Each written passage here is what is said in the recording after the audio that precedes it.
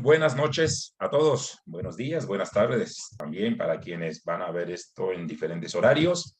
Buenas noches quienes estamos haciendo acto de presencia, quienes estamos en vivo. Siempre es un honor. Quiero también saludar a quienes han hecho llegar comentarios al canal. Algunos hasta piden libros, algunos piden si en algún momento David y yo podamos movernos a su iglesia y poder compartir eso, lo cual para nosotros es un honor, pero también como Iglesia Cristiana Mishar, en esa alianza desde sus inicios con la Corporación Educativa Kevesh, Kevesh significa cordero o corderito, y tiene mucho que ver con el nombre de la misma persona que hemos tenido desde el inicio con nosotros, nuestro querido obispo doctor David Cordero. Y en el camino fueron sumándose otros ministerios, fueron sumándose familias extendidas a nivel local, global e internacional. Y nosotros como iglesia y como corporación nos sentimos muy honrados por ser parte de este gran proyecto educativo, gran proyecto de formación y gran proyecto de discipulado. Para quienes están por primera vez en vivo, estamos haciendo un estudio del libro de Génesis. Hemos hablado cosas un poquito más a grosso modo, pero estamos haciendo como un panorama capítulo a capítulo. La semana pasada nos quedamos en el capítulo 14 del libro de Génesis y obviamente David tocó algunos capítulos hacia adelante, 15, 16, 17, 18, y siempre ha habido preguntas. Desde ya quiero anunciarles para algunos, porque créame que hay mucha gente que están tan expectante de eso, que terminando Génesis, vamos a tomar directamente el libro de Apocalipsis. Muchos han estado pidiendo un estudio de Apocalipsis, así que voy a meter a David en problema con el libro de Apocalipsis pronto. Nos vamos a meter en problema y creo que vamos a disfrutar eso. Pero nos queda todavía un buen trayecto por delante. Así que bienvenidas quienes están hoy con nosotros. Les saludamos. David, bienvenido. Gracias por acompañarnos una vez más. Buenas noches. La semana pasada estuvimos en el capítulo 14, casi cerrando temas como el tema del diezmo. De hecho, fue muy movido porque el término diezmo, la entrega del diezmo a Melquisedec aparece allí en el capítulo 14. Y en un momento David sí habló de la persona y la figura de Melquisedec, que es uno de los personajes referenciales del capítulo 14. Realmente no nos vamos a quedar allí porque tenemos mucho trabajo por delante.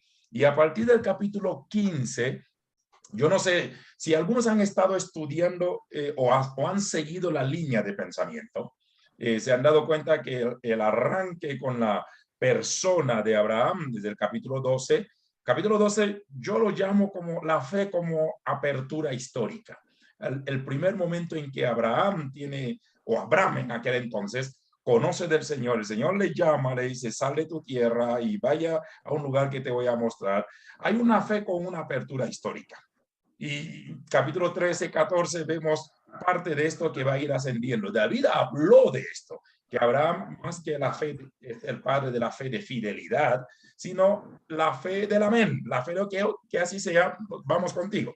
Pero a partir del capítulo 15, que es donde tenemos, es mi lectura, David, puedo estar equivocado, si uno hace un estudio serio, capítulo 15, 16, 17 y 18, que creo que es una gran perícopa, porque sabemos que el primer segmento es el capítulo 1 al 11 y luego viene el 12 en adelante, pero otra subperícopa, es decir, un fragmento 15 al 18, yo veo crisis de fe. Veo un Abraham que está, no sé, jugándola y jugándosela, pero jugando con. Por eso yo trato, ustedes conocen lo muy homilético que puedo ser, sobre todo cuando predico y hasta sistemático, porque una de las preguntas que surgieron tenía que ver esto. Y creo que Rafa en algún momento me hizo llegar una pregunta al privado sobre que a partir de este capítulo profetiza ya la esclavitud de Israel.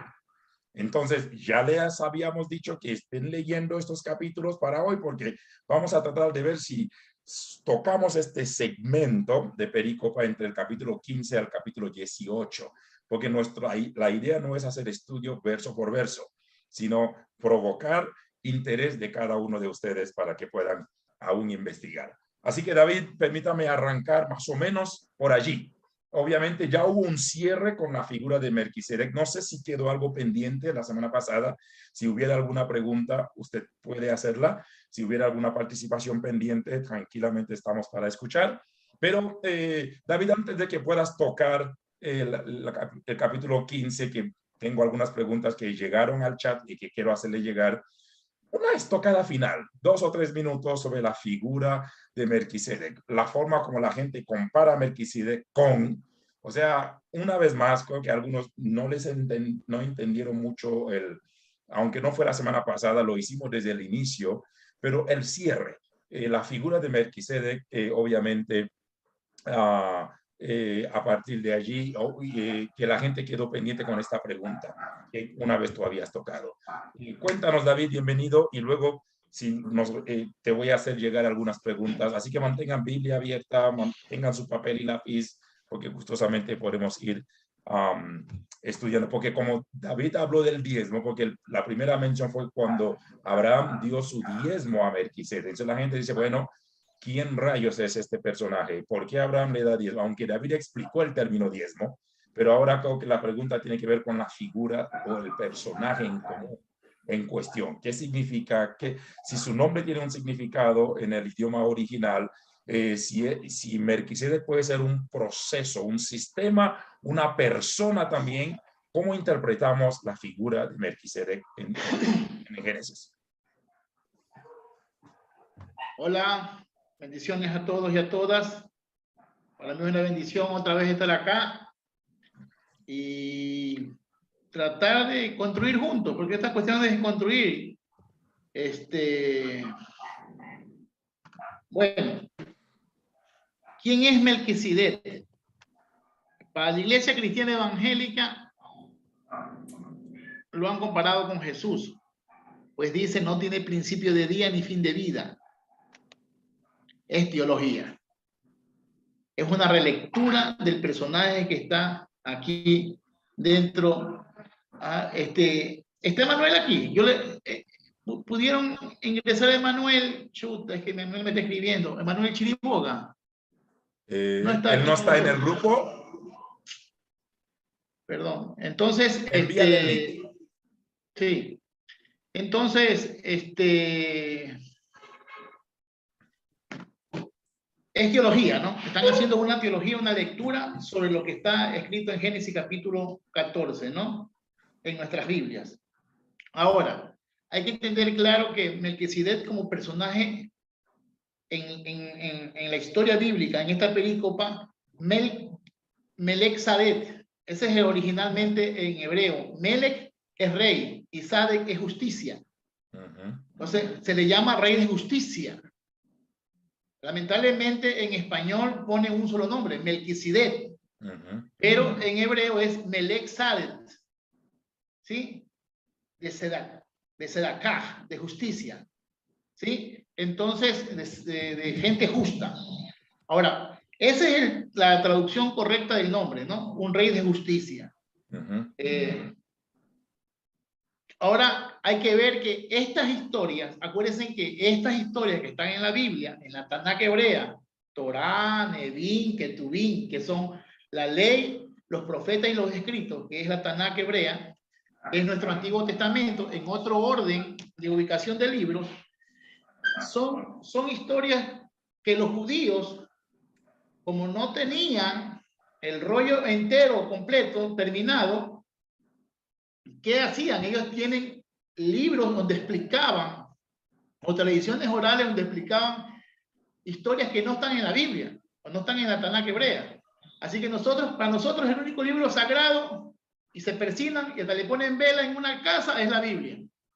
Para los judíos hay diferentes estudios acerca de la Torá y que son igual de válidos. ¿Sí? Son igual de válidos, igual que la ley, igual que en nuestro Antiguo Testamento hay libros de enseñanza o de reflexión. ¿Sí? Entonces, en esos libros, donde los rabinos, los moré y todos estos maestros de la ley enseñan acerca de la Tanakh o del Antiguo Testamento, de Génesis, del libro del Bereshit, ellos sí saben quién es Melquisedec. Ellos saben la historia de Melquisedec, quién es Melquisedec. Y para la tradición judía, Melquisedec es el hijo de aquel que caminó con Dios. ¿Quién caminó con Dios? Que fue traspasado a los cielos, dice, porque era amigo de Dios. Enoc. Enoc. Para los judíos, por favor, escuchen esto. Y váyanse, no que pasa que se van a marear por ahí después. Ya empezamos con las provocaciones, ¿no? Con kipá y con barba, después creyendo todas las cosas. Para los judíos, ellos dicen que Melquisedec, el rey de justicia, es el hijo de Enoc, que antes que venga el diluvio, fue traspuesto, como era una promesa de un hombre justo, de un negro, un etíope llamado Enoc, porque Enoc era un hombre negro, más negro que mi negro Yanda. Negro. Ya mi negro es fino. Ya mi negro es un negro azul, etíope. Entonces, Enoc era yo un soy hombre negro fino y refinado, por favor. Claro, claro. Era el cafecito en leche. Entonces, este hijo, para no ver muerte y ser testimonio del rey de justicia, es llevado, dice, a un nivel de los cielos, porque los judíos tienen 7 cielos. No tienen 3 cielos, los 3 cielos son griegos. O cuando Pablo dijo 3 cielos, habló del cielo del conocimiento, porque la otra vez, aquí nuestro gran amigo Edwin hizo por ahí un estudio de los 7 cielos, y que no nos los pudo dar. Yo no, Edwin, él tiene esa clase, pero... Necesitaríamos 7 vidas de gatos para que nos lleve a este estudio. Entonces, el tercer cielo es el cielo del conocimiento, o de la revelación de Dios hacia el hombre, el cielo del conocimiento, o el nivel de conocimiento. Entonces, dice que este hombre fue llevado a ese nivel, y después del diluvio, Dios lo trajo y lo puso como testimonio. Por eso dice, no tiene principio de vida, porque no tiene una genealogía, ni tiene fin de vida, porque desapareció en el sistema. Esa es la realidad mental de la escritura real del pensamiento judío acerca de Melquisedec, del rey de Salem, del rey de justicia. Eso es la lectura más correcta de este personaje en la cultura hebrea.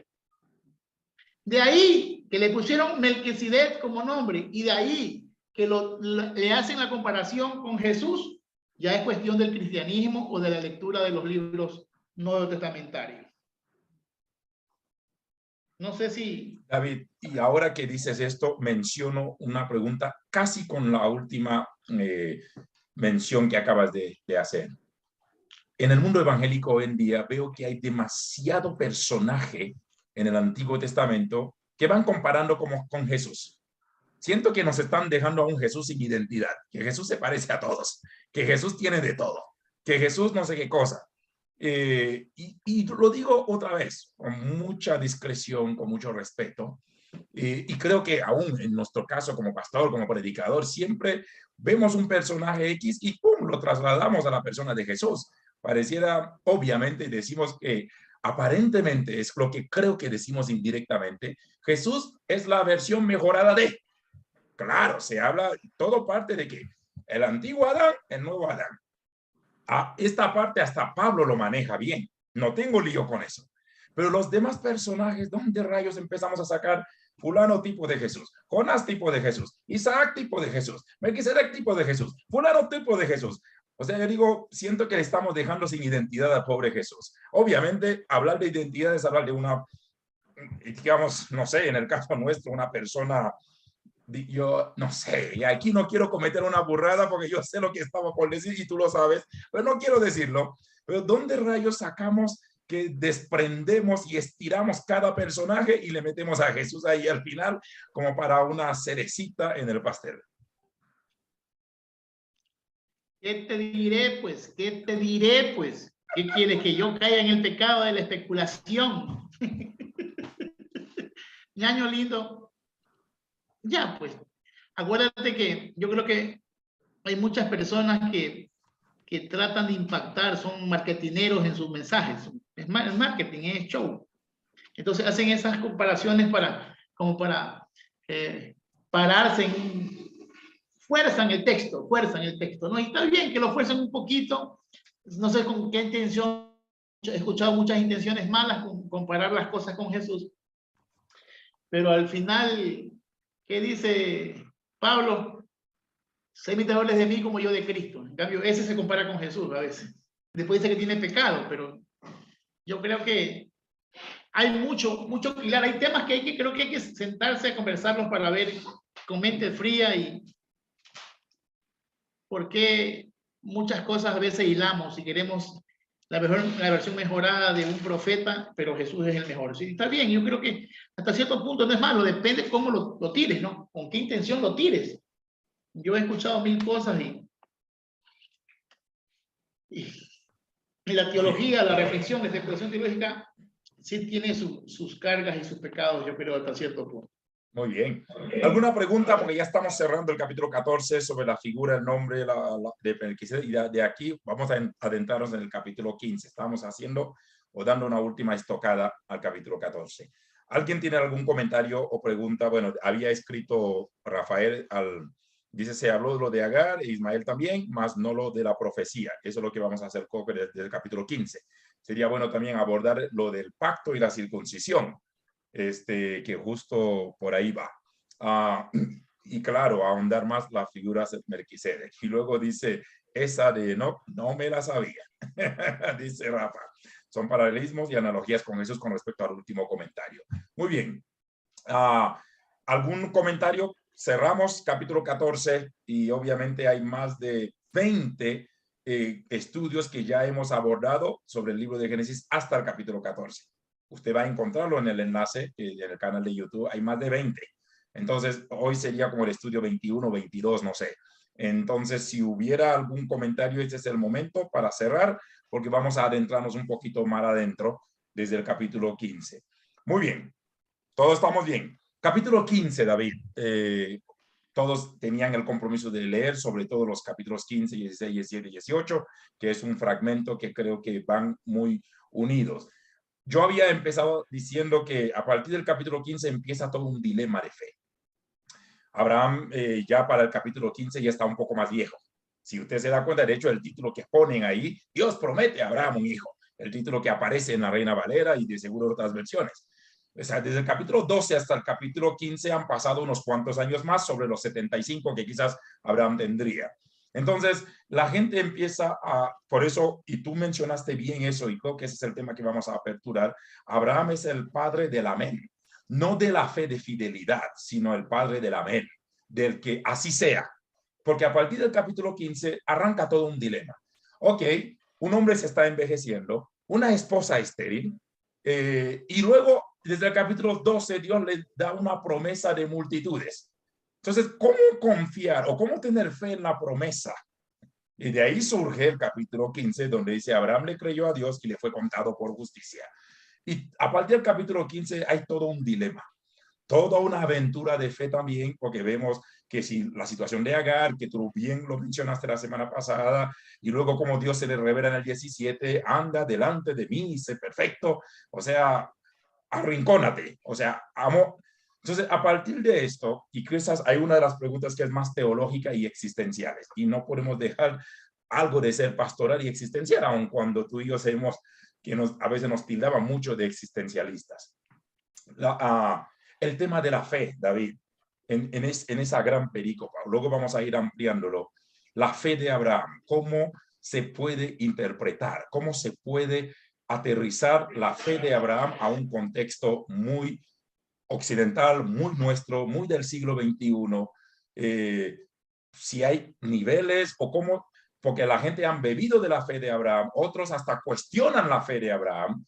Entonces, ¿cuál es en sí, cómo se debería manejar el tema o el factor fe para nosotros hoy en día, partiendo de este dilema, de esta aventura de fe de Abraham con Dios desde la promesa que Dios le ha hecho? Por eso esta pregunta es más que histórica, es más un poco más teológica, más pastoral, más existencialista, porque de ahí surgieron algunas otras preguntas, pero creo que este puede ser el primer sombrero. ¿Cuál es tu aporte, tu acercamiento en cuanto a la fe? Partiendo de esa fe de Abraham. Para mí, yo veo que el capítulo 2 es la apertura de una fe histórica. El primer encuentro, el primer momento donde la fe en ese ser supremo, en ese Dios, empieza a consolidarse. Pero en el camino devienen situaciones de fe. Como diría, no sé, alguien, hay momentos de la vida que hay pasos de fe, caminatas de fe, y hay momentos que hay saltos de fe. Y en el capítulo 15 al 18 hay toda una aventura de fe, todo un dilema de fe. ¿Qué piensas tú, tocayo? Hay caminos difíciles en la teología. Sí. Y hay temas difíciles en la teología. Y acuérdense que aquí nada está firmado ni nada es última palabra, ¿no? Esto es reflexión, es construcción. Entonces digo que los judíos hablan de construir, de hacer arquitectura bíblica, ¿no? Es ir formando y cada uno va poniendo en su proceso, algo te dejo, algo pones tú, algo te da el otro, ¿no? Como dice Isaías, ¿no? Un poquito aquí, un poquito allá, de extraña lengua hablaré a mi pueblo, ¿no? La revelación es progresiva, el desvelo de Dios es progresivo. Entonces lo que yo te puedo decir es que fe es creer, ¿no? Lo que netamente es estar cierto. Pero como dije la semana pasada, la fe es un proceso de entender quién es Dios. Por la fe, Dios nos convence, porque no que creemos en Dios. Nosotros, aquí hay un dilema fuerte de lo que es salvación y estas cuestiones más acerca de la fe, acerca de Dios, ¿no? Porque tú empiezas a creer, pero el que te convence es el Espíritu Santo y el que te da el nivel de fe es Dios en ti. Es cuando tú conozcas de Dios, vas haciendo esa fe una fidelidad. El problema es que mucha gente se ha quedado con la palabra fe. Yo creo que la traducción al griego, del griego al latín, del latín al alemán, del alemán al inglés, del inglés al portugués, y de todas las lenguas que ha pasado en nuestra traducción, yo creo que se perdió el hebraísmo. Yo creo que ahí es donde yo digo que hay que rescatar el hebraísmo sin hacernos judíos y sin irnos a hacer sacrificio. Pero acuérdense que el único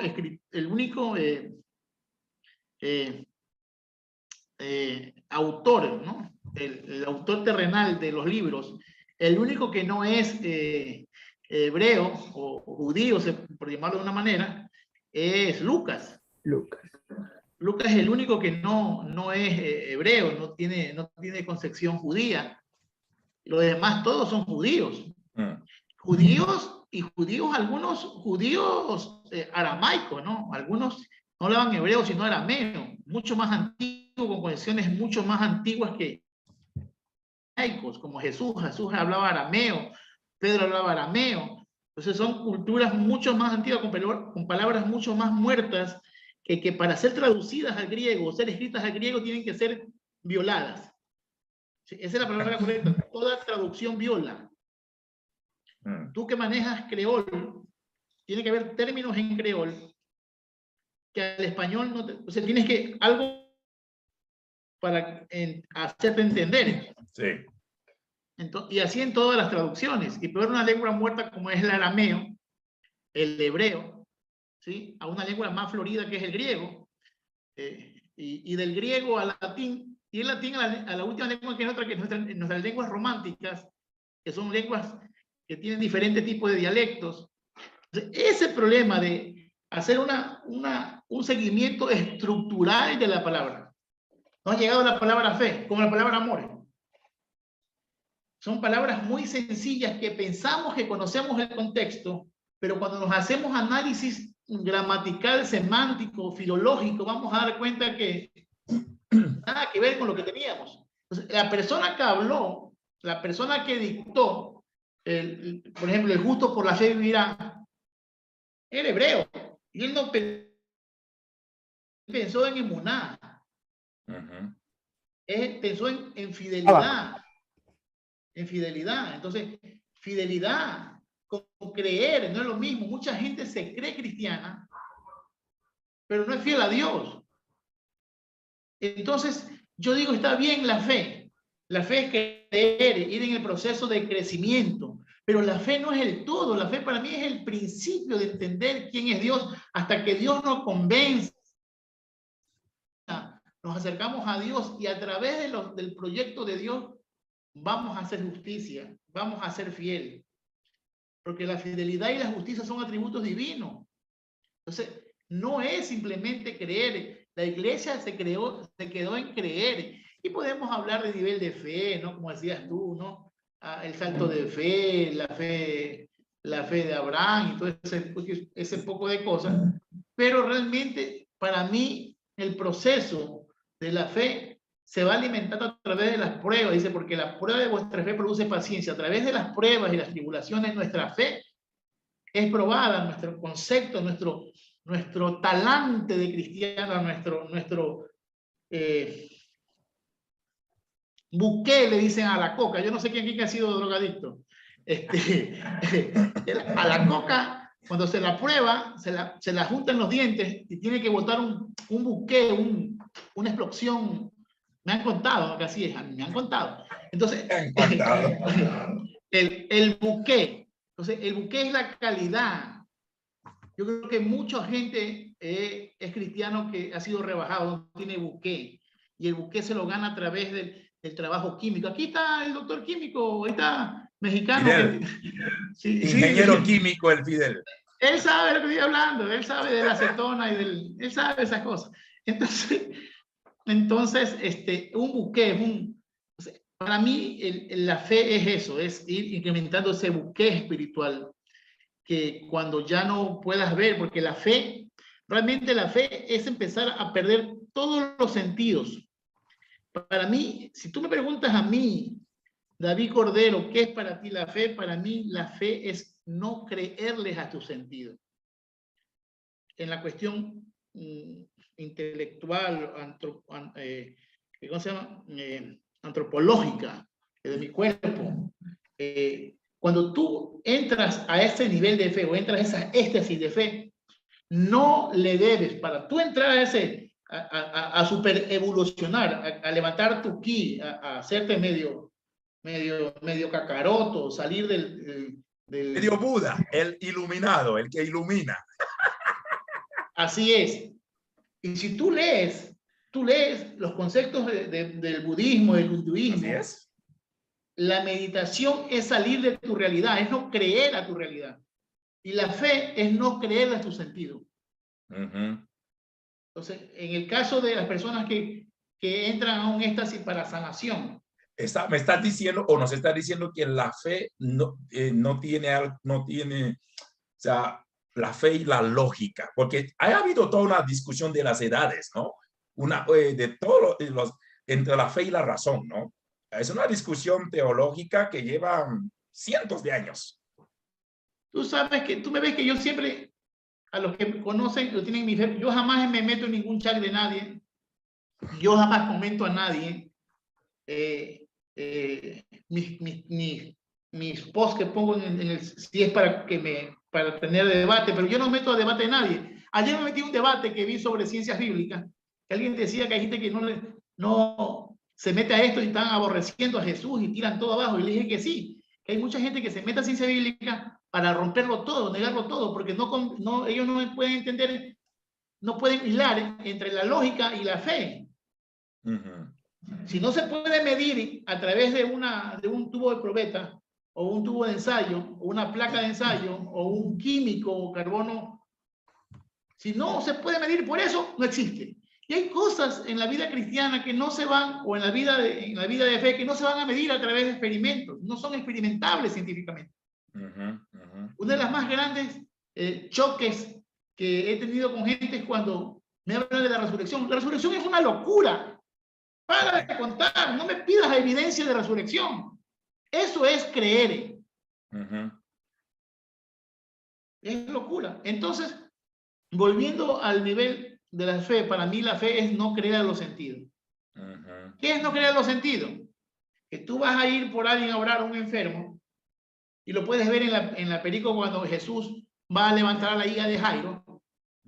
¿Sí? Está el gritadero, está el grito, está el lloro. Hay mujeres que lloran, que gritan porque le pagan a las lloronas. Así es. En los sepelios le pagaban a mujeres para que se arranquen el cabello, griten de dolor para afligir a la familia del difunto. En este caso, cuando Jairo entra con Jesús, tiene que estar la llorona, tienen que estar mujeres gritando.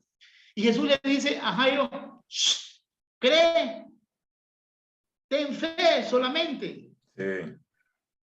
Entonces, Jairo tiene, o Jesús tiene que cerrar el sentido del oído, no va a escuchar los llantos.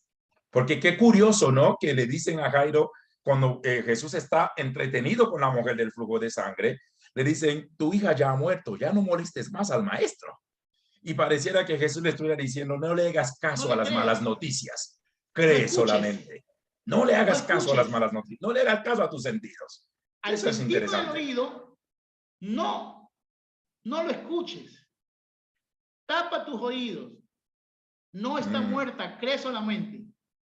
Llega al lugar de donde está la mujer muerta, la chica muerta, y escucha el escándalo y le dice, cree solamente, no escuches los gritos. Va a donde la niña y la niña está muerta. Y le dice Jesús, no le creas a tus vistas, a tus ojos. Ella duerme. No mires que está muerta, no creas en los que ves, no le creas al sentido. Entra a ese lugar y huele el incienso, los aceites que le están poniendo a la niña muerta. ¡No huelas! Y si la toca, está helada. No sientas. Empieza a creer que está dormida, que está bien, que se va a levantar, no hay bulla. Entonces, ese éxtasis de fe, que para mis pastores, mis personas que ya tienen su grado de preparación, se llama mecánica cuántica. Mover la realidad a través de las palabras, eso es mecánica cuántica, la existencia se crea, la fe es el principio, o la mecánica cuántica es el principio de explicar la fe es algo que se va de este mundo, que no ve la realidad, que la realidad es creada según ¿qué? El observador cambia la realidad, eso dice la mecánica cuántica. ¿Quién estudió mecánica cuántica aquí? Bueno, yo no. Déjenme entonces pero yo tuve que estudiar eso para entender a Jesús. Cuando la gente entienda que la palabra de Dios tiene todas las ciencias del mundo y a través de todas las ciencias del mundo podemos entender la maravilla de Dios en la fe, en el proceso de la humanidad, es increíble. Entonces, para mí la fe es un principio de tener una experiencia de conexión, pero la fidelidad es lo máximo. El camino de la fidelidad es la fe, pero la fe no es todo. No, la fe, no te puedes quedar en la fe. No te puedes quedar creyendo. Tienes que ser. Tienes que vivir. Tienes que mutar. Tienes que evolucionar. Tienes que hacer todos los cambios que hizo Goku. Cambiar todos los procesos. Cambiar del planeta. Resucitar de nuevo. Todo. Oiga, y ahora tiene sentido, fíjese que aún sin salir del pasaje de Génesis, pero por lo menos el contexto temático que estamos viendo, el caso brutal, Lázaro, 4 días ya muerto, ya enterrado, y le dice hasta la propia hermana, Señor, ya apesta, o sea, a ese nivel, ¿no? Pero como tú dices, la fe es no creerle a tus sentidos o no hacerle caso a tus sentidos y a las malas noticias, ¿no? Y Jesús le dice, no te he dicho que si crees, verás la gloria de Dios. Wow. Ahora, en el mismo capítulo 15 de Génesis dice, Abraham le creyó a Dios y le fue contado por justicia.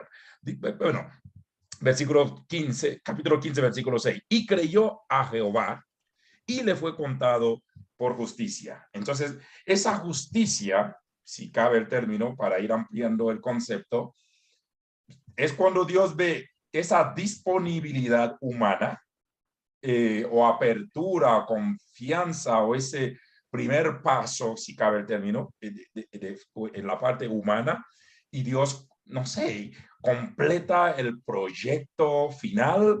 Y tú dijiste algo.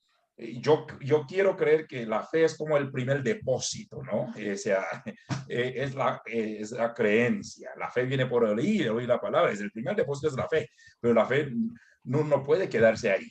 Entonces la pregunta es, ¿hay niveles de fe? Porque también hasta la Biblia habla de don de fe. ¿Qué con aquellos que no tienen ese don de fe? Y que todavía están en el nivel de los sentidos? Bueno, yo quiero creer, yo quiero... Y a veces muchos me han escuchado decir que la fe no nos hace más bien negligente, la fe no nos hace imprudente. Por ejemplo, tenemos un fe que Dios nos protege, pero igual cerramos la puerta con llave. E igual le metemos seguro a las puertas cuando vamos a dormir. Igual ponemos alarma. Juan Carlos casi no me deja dormir hace 2 o 3 días con MacDiel poniendo alarma desde madrugada y hay nivel de fe. Entonces, ¿cómo explicar? Yo solo conozco un pastor, en serio, lo conozco siquiera 30 años, que jamás pone seguro a su puerta. Y ojo, o sea, y he visto es el nivel de fe de ese hombre. Y yo, mientras yo duermo en su casa, te aseguro que yo confieso pecados que no cometo por si las moscas, pero él no está tranquilo. Entonces le digo, ¿no vas a poner seguro? No. Y yo digo, nunca, no. Y él a veces viaja fuera del país. Semana y media, 2 semanas, la puerta está sin seguro. No me digan quién es, no les voy a dar el nombre. Pero no, hombre, no, hombre. Pero ese nivel de fe, ¿será que yo no la tengo? ¿Verá que yo vivo en Carapungo? Entonces, y hasta en la iglesia tenemos alarma, hermano. Entonces, ¿cómo explicas que le creyó a Dios y le fue contado por justicia? Yo veo como Dios ve disponibilidad humana, Dios ve este primer paso. Y estoy de acuerdo que lo que dices, no es el fin, no es el todo, perdón. Es el inicio, es el primer momento. Entonces, esa justicia, ¿qué es? ¿De qué se trata en la fe de Abraham? Creyó a Dios y le fue contado por justicia. Dime. Dice Carlín, eso no es fe. Gracias, Carlín. Pero de la cara, no quiero verte solo en tu carita bonita ahí congelada. Da la cara.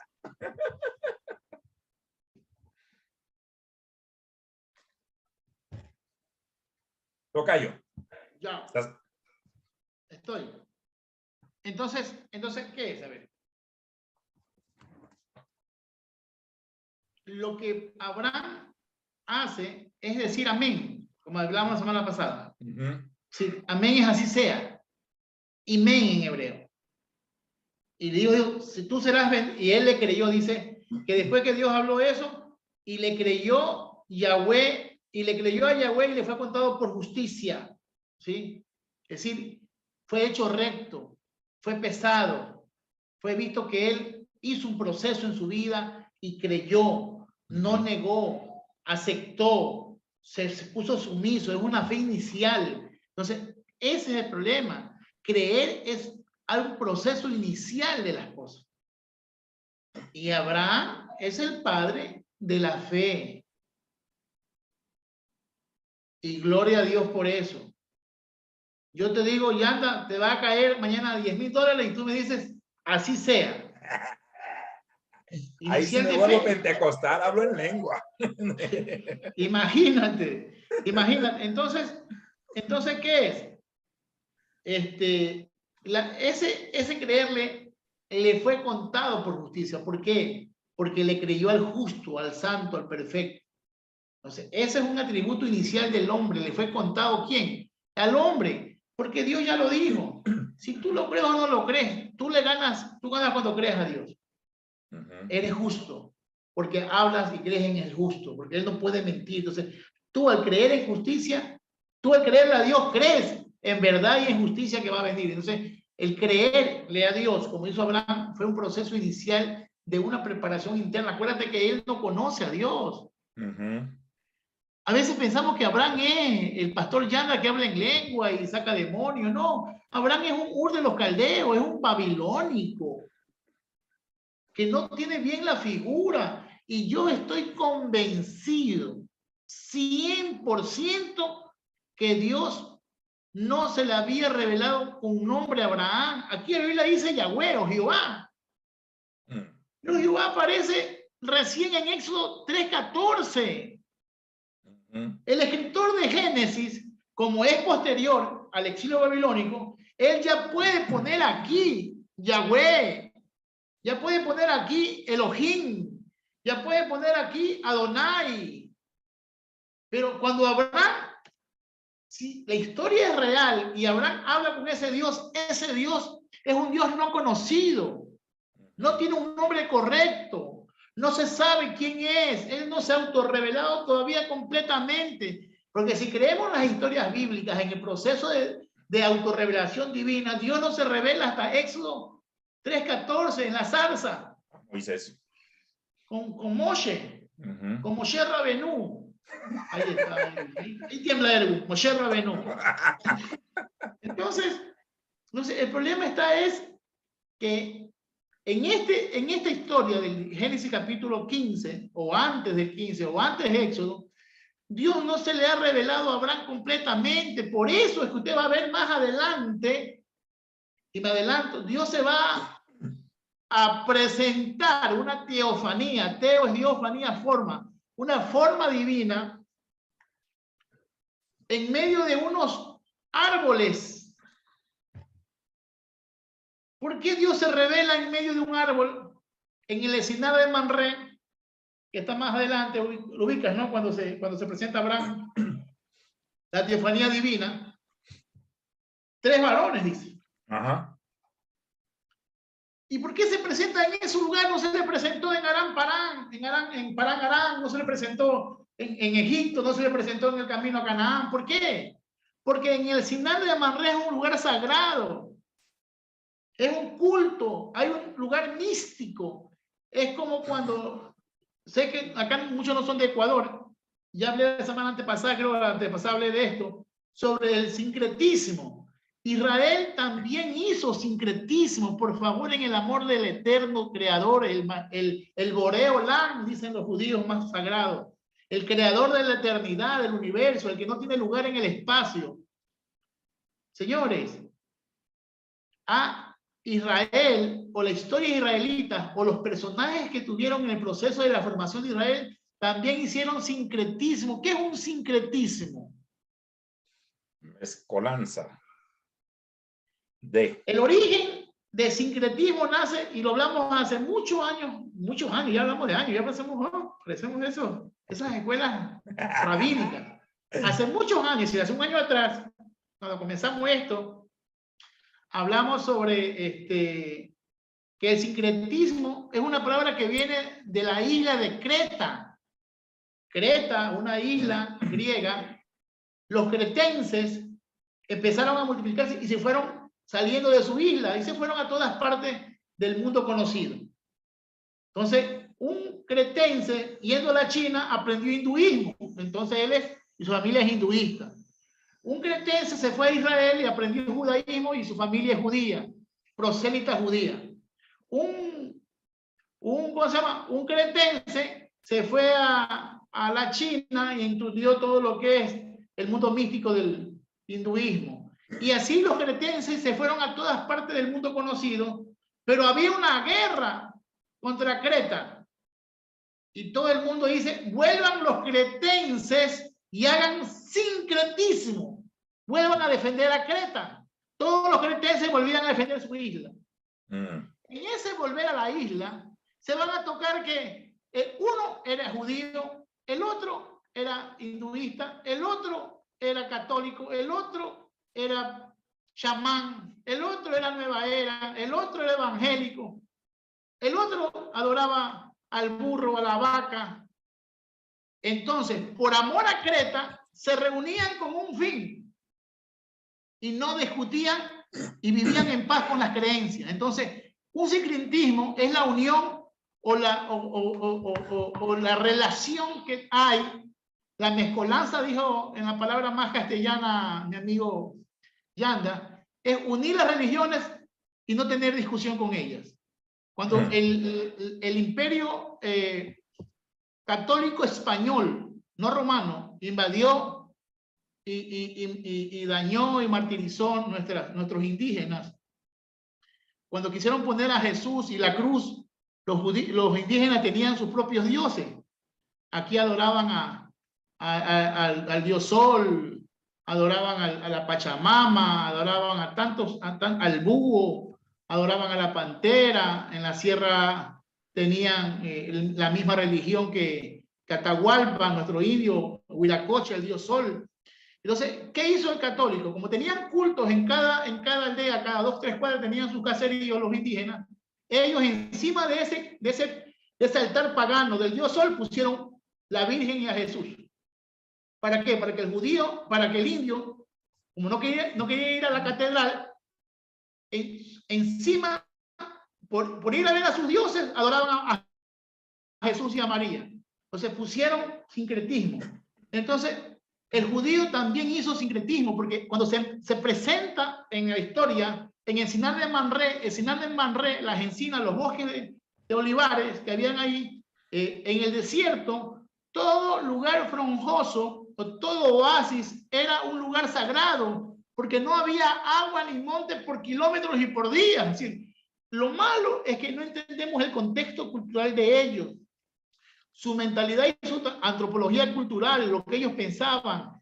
En el desierto, meses de arena, encontrar un oasis, encontrar una planta, encontrar un riachuelo, un pozo de agua, era encontrar la vida, era encontrar al Dios de la vida. Por eso que si tú vas a ver a dónde se le revela a Agar Dios, el Dios que me ve, el Roí más adelante, en un pozo de agua. El pozo de agua era sagrado, era Dios dando vida a la humanidad, a los animales. Tener plantas era el Dios de la vida. Entender a los árboles como el Dios de la vida. Dios se va autorrevelando a Abraham, y después de Abraham a su descendencia, entre comillas, que ya hablamos la semana pasada, que es Isaac, y de ahí vamos hablando y se va autorrevelando hasta llegar a Jesús.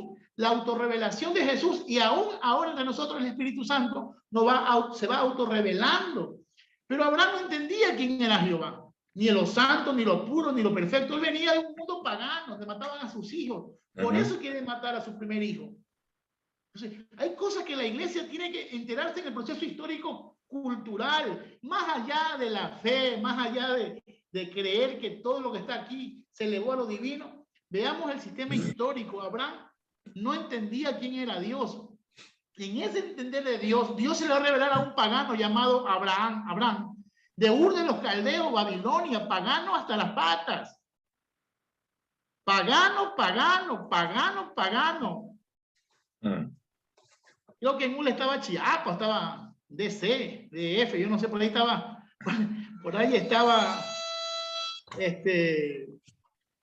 en Babilonia estaban esos pueblitos, Sinaloa, esas cosas así estaban allá en Babilonia. Entonces, estos pueblitos eran paganos, y Abraham era pagano. Por lo tanto, Dios se le revela a Abraham como un Dios, pero un Dios en su concepción pagana, el Dios del árbol.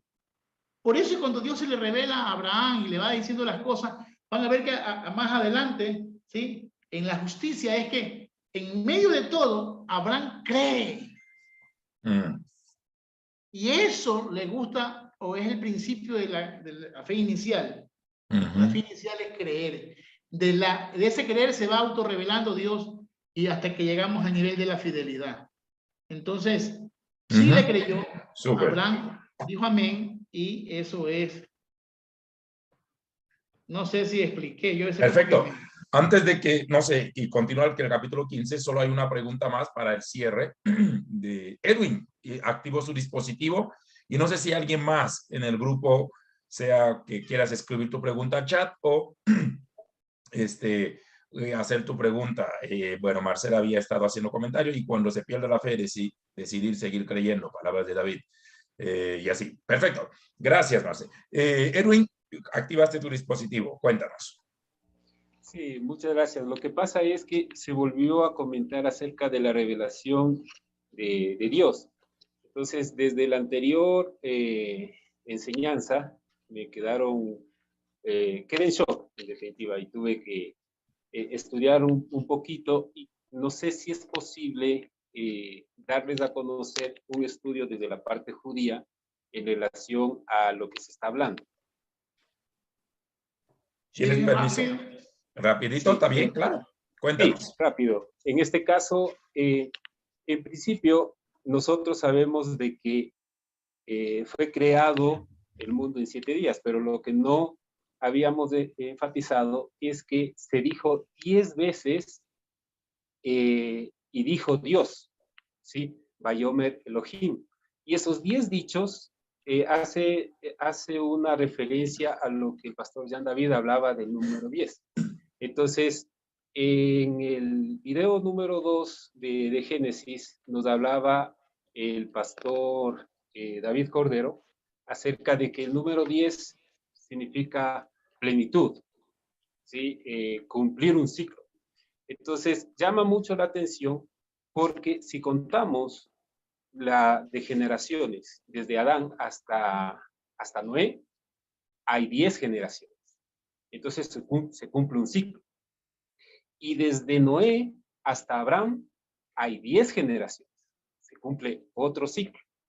Entonces, hay algo interesante que en hebreo, mundo viene de la palabra olam, pero tiene la misma raíz de elem, que es ocultamiento. Entonces, aquí hace referencia a que Dios se oculta en su creación, ¿sí? Entonces, ¿por qué? Porque es importante notar de que lo infinito del conocimiento de Dios tiene que contraerse para que nosotros entendamos. Y a través de Abraham se empieza a revelar, porque claro, como Abraham viene de, como dice el pastor David, de un mundo pagano, muchos dioses, se empieza a revelar como un solo Dios. Y más adelante se vuelve a repetir este número 10 en los mandamientos, pero no sin antes pasar por otro número 10, que son las plagas. Entonces, estas plagas son los golpes a la conciencia en Egipto, ¿sí? En Egipto representa la conciencia mundial, porque era la potencia de ese momento. Entonces, es como que Dios golpeó 10 veces nuestra conciencia, porque como se ocultó, hay el error de creer que Dios está o es la naturaleza. Entonces, en cada uno de esas manifestaciones de las plagas refleja su nombre, pero ese nombre no mencionado, ¿sí? Ese nombre que se perdió a propósito para que no se genere una aberración del mismo, no se la mal utilice. Entonces se dejó de mencionar. Pero da a conocer su nombre, el nombre de las 4 letras que ellos lo llaman, después de ese tipo de manifestaciones. Entonces, claro, a mí me llamaba mucho la atención en ese sentido de estos ciclos. Y algo bien interesante, lo que acaba de manifestar, se da a conocer por completo en Moisés. Y desde Abraham hasta Moisés ocurren 6 generaciones más, entonces cumplen 26. Y claro, asimismo en el video número 2 hablaba de que Aleph representa el número 1, pero también como gematría el 26, que representa el mismo número de las 4 letras, ¿sí? Entonces es como que se esperó 26 generaciones para revelarse, ¿sí? Entonces es como Dios determina su plan con perfección. Y hay algo bien interesante. Adán no es un nombre propio, ¿sí? Si nos vamos al acróstico, ¿sí? Entonces, nos damos cuenta de que Adán tiene 3 letras, ¿sí? La Aleph, la Dalet y la Mem. La Aleph, como dijo el pastor David Cordero, representa la divinidad, ¿sí?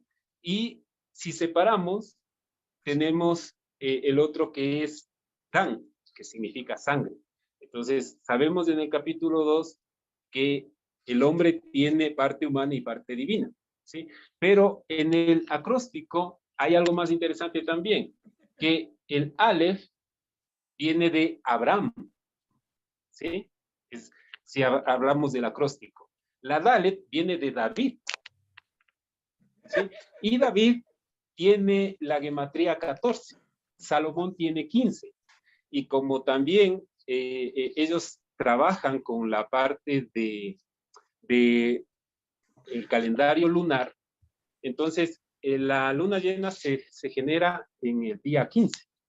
Habla de que primero Salomón es continuación de David y que para el pueblo, para la raíz judía, llegaron a una cúspide con David. Algo se cumplió. Y el último, que es la letra Mem, viene del Mesías, del Mesías. Entonces tenemos dentro del Adán, Abraham, David y Mesías. Entonces, y recalcando la parte importante que nos hizo notar del primer mandamiento, en la Aleph se tiene el número 1, pero no es simplemente un número, sino el hecho de reflejar que todo se concentra en Dios, porque nosotros, a nuestra visión, siempre tenemos la dualidad, porque incluso en la creación se tiene se creó la luz, se tiene la oscuridad, se tiene el bien, se tiene el mal.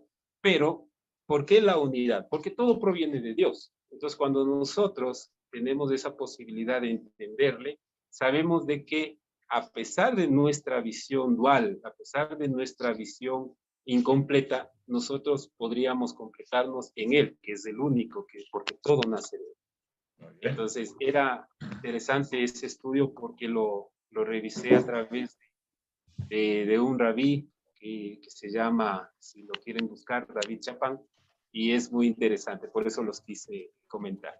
Lo he escuchado. Interesante, gracias. Bastante material. Imagínate ya. hay que digerir y Pero procesar eso esto. no es culpa mía. ¿Ah? Por si acaso, ese monstruo no lo creé yo. Ese salió solito ahí, una mezcolanza entre Isaías. Salió Chapa, del closet solito. Sí, cuidado, van a creer. Ah, ya está uno, ya hay un monstruo hecho por... No, yo no he creado nada. Tocayo, y no sé, ya casi ya aterrizando el capítulo 15. Gracias, Edwin. Interesante, hay mucho material en lo que nos has comentado.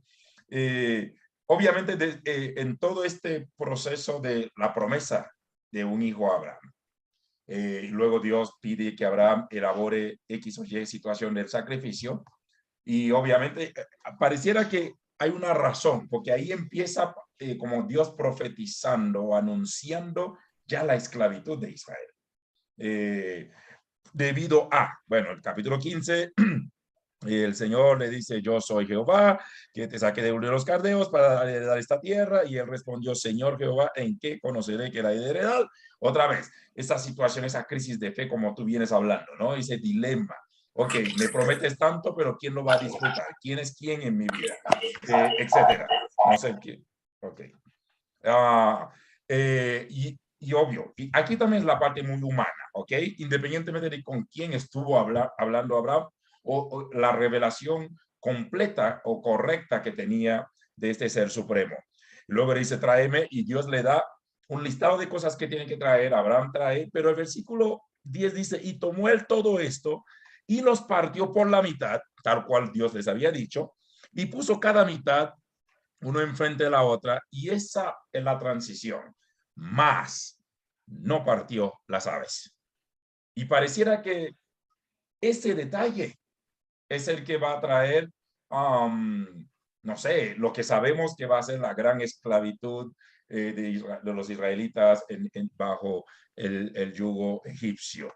Y luego les envían aves de rapiña sobre los cuerpos muertos, y Abraham las ahuyentaba. Más a la caída, otra vez se repite eso, a la caída del sol, sobrecogió el sueño a Abraham, y aquí que el temor de una gran oscuridad cayó sobre. Entonces Jehová dijo a Abraham, ten por cierto que tu descendencia morará en tierra ajena. Y este cierre del capítulo 15 obviamente es triste, si cabe el término. Quizás ese error, llámalo así, que comete Abraham. Y es por eso creo que David fue tan enfático en reiterar eso. Abraham no es el padre de la fe de fidelidad, porque si así fuera, no llegamos a eso. Sino es el fe, es el padre del amén. Pero esa situación desencadena lo que todos conocemos, la esclavitud. La pregunta, David, y creo que es parte de las preguntas que han surgido a raíz de este capítulo, o sea, en primer lugar, vamos a decirlo de manera coloquial, ¿no? Y casi vulgar. ¿Qué rayos está pasando aquí? ¿Cuál es el escenario que de esta parte y que va a traer esclavitud. Y ojo, o sea, por culpa de Abraham, si cabe el tema, más de 400 años de esclavitud del pueblo de Israel por un pequeño error que comete. O digo error, quizás no en un sentido teológico, bíblico, sino por un ligero desvío. Otra vez vemos el nivel de fe que tenía, porque esto para mí tiene como eje temático lo que has dicho, ¿no? La fe no es todo, es el inicio, sí, pero esa fe no es fidelidad, y esa no fidelidad trae como consecuencia. ¿Cómo pinta el panorama en este cierre de este capítulo, tocayo? Hay que entender, mi querido Yanda y amigos, que tienen que entender que la Biblia desde su momento vital de la acción, desde su 6-11, lo que está haciendo Abraham, es cultural. Si él no está inventando nada nuevo, ni es una parte divina, yo creo que es en ese pedazo, ahí es donde yo digo que no es malo tener ciencias bíblicas, lo malo es tumbarlo todo. Lo que está haciendo ahí Abraham en una becerra de 3 años, una cabra de 3 años, un carnero de 3 años, una tórtola y un palomino. Es cultural. Lo hacían los paganos en los sacrificios. Era normal partir los animales y el que hace el pacto tiene que pasearse por medio de los dos, como matas a un animal y la sangre se derrama y se une. Es como el pacto, yo pongo mi parte, tú mi parte, pero tú caminas y pisas sobre ellos y sellas, porque el pacto es, la palabra pacto es cortar. Sí, el berit es como un corte. Yo corto, yo hago un corte y yo hago un pacto contigo. Entonces, en esa...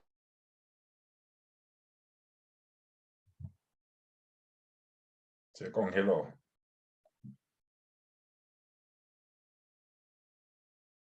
Déjame mandarle un audio al privado. Alguien dice, Edwin se nos está dañando. Lo dijo MacDiel, por si acaso, Edwin. Pero en el final viene una antorcha. Dios viene paseándose con una antorcha. El fuego de Dios entra. David, perdónanos. Entonces, no sé si... hay David, cositas que... David.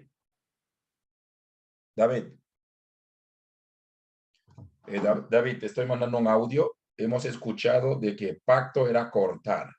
A partir de ahí te perdimos. Yo creo que va a volver a entrar. Muy bien. Así que procesemos esto.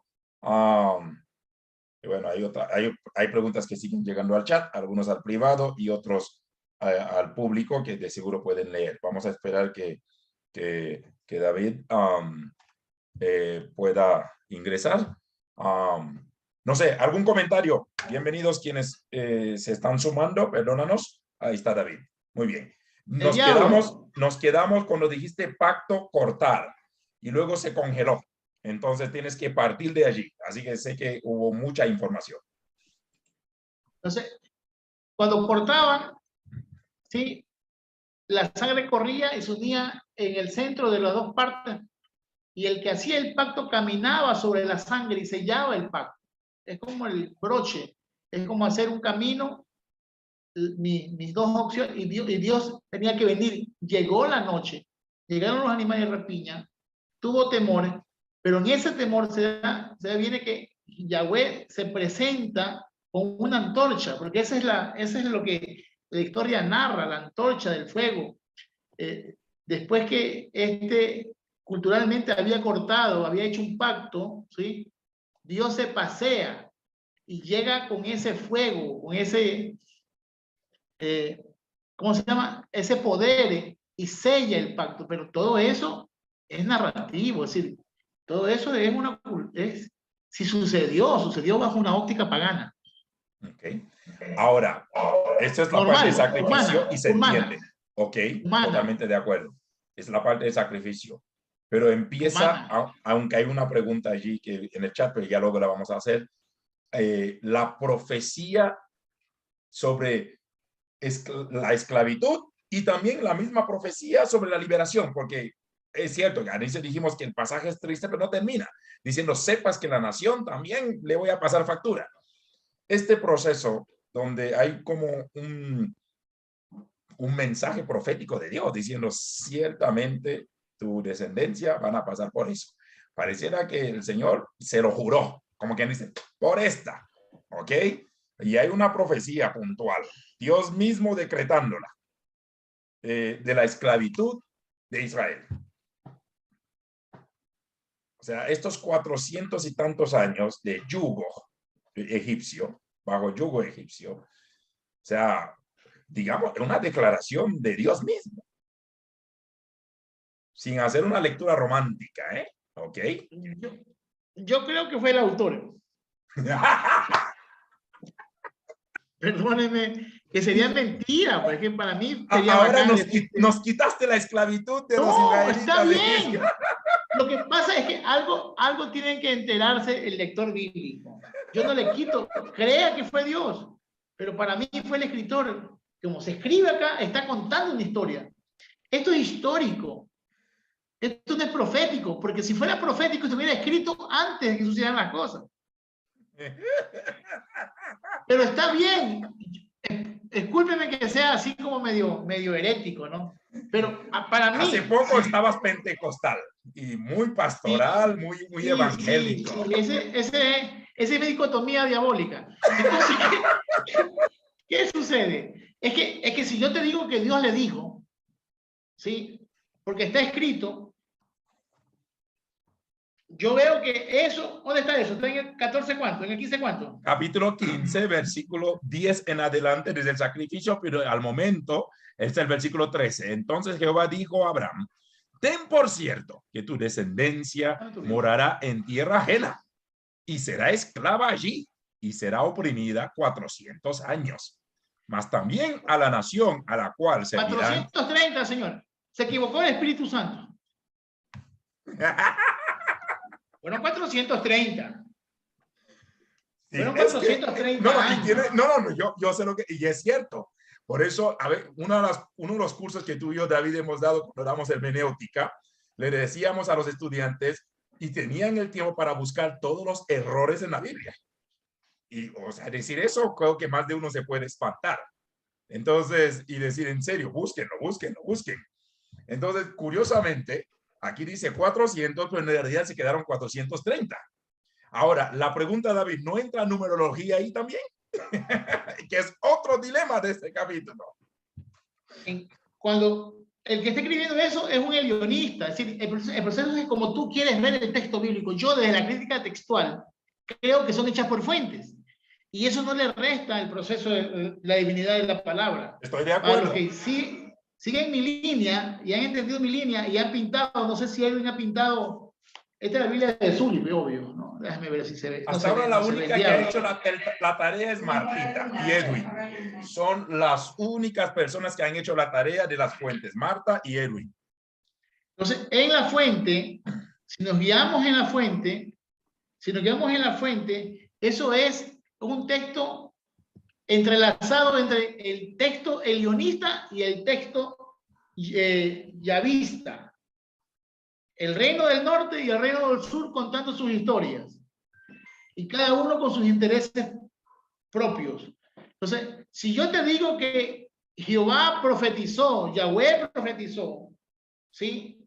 Está bien, pero para mí, bajo el estudio, bajo mi perspectiva de estudio, acuérdate que esto es hecho por Edri Nesmías, y hay cosas que se dijeron o se escribieron posterior a los eventos. Esto es una recopilación de la historia, y así como en Zacarías y en Malaquías ponen todo el pueblo me ha robado en boca de Dios el diezmo, y maldice a la humanidad porque no da diezmo, es la necesidad del autor que está haciendo porque está chido el sacerdote, y hay cosas que ponen en boca de Dios, hay cosas que pone como vimos la semana pasada, que se van a Dan y Dan aún no existía, se van al monte Hermón, Hermón no existía, hablan del rey Faraón, el Faraón no existía. Entonces hay cosas que en la Biblia tienen lo que se llama, ¿cómo se llama la palabrita? Estoy con Zulia aquí.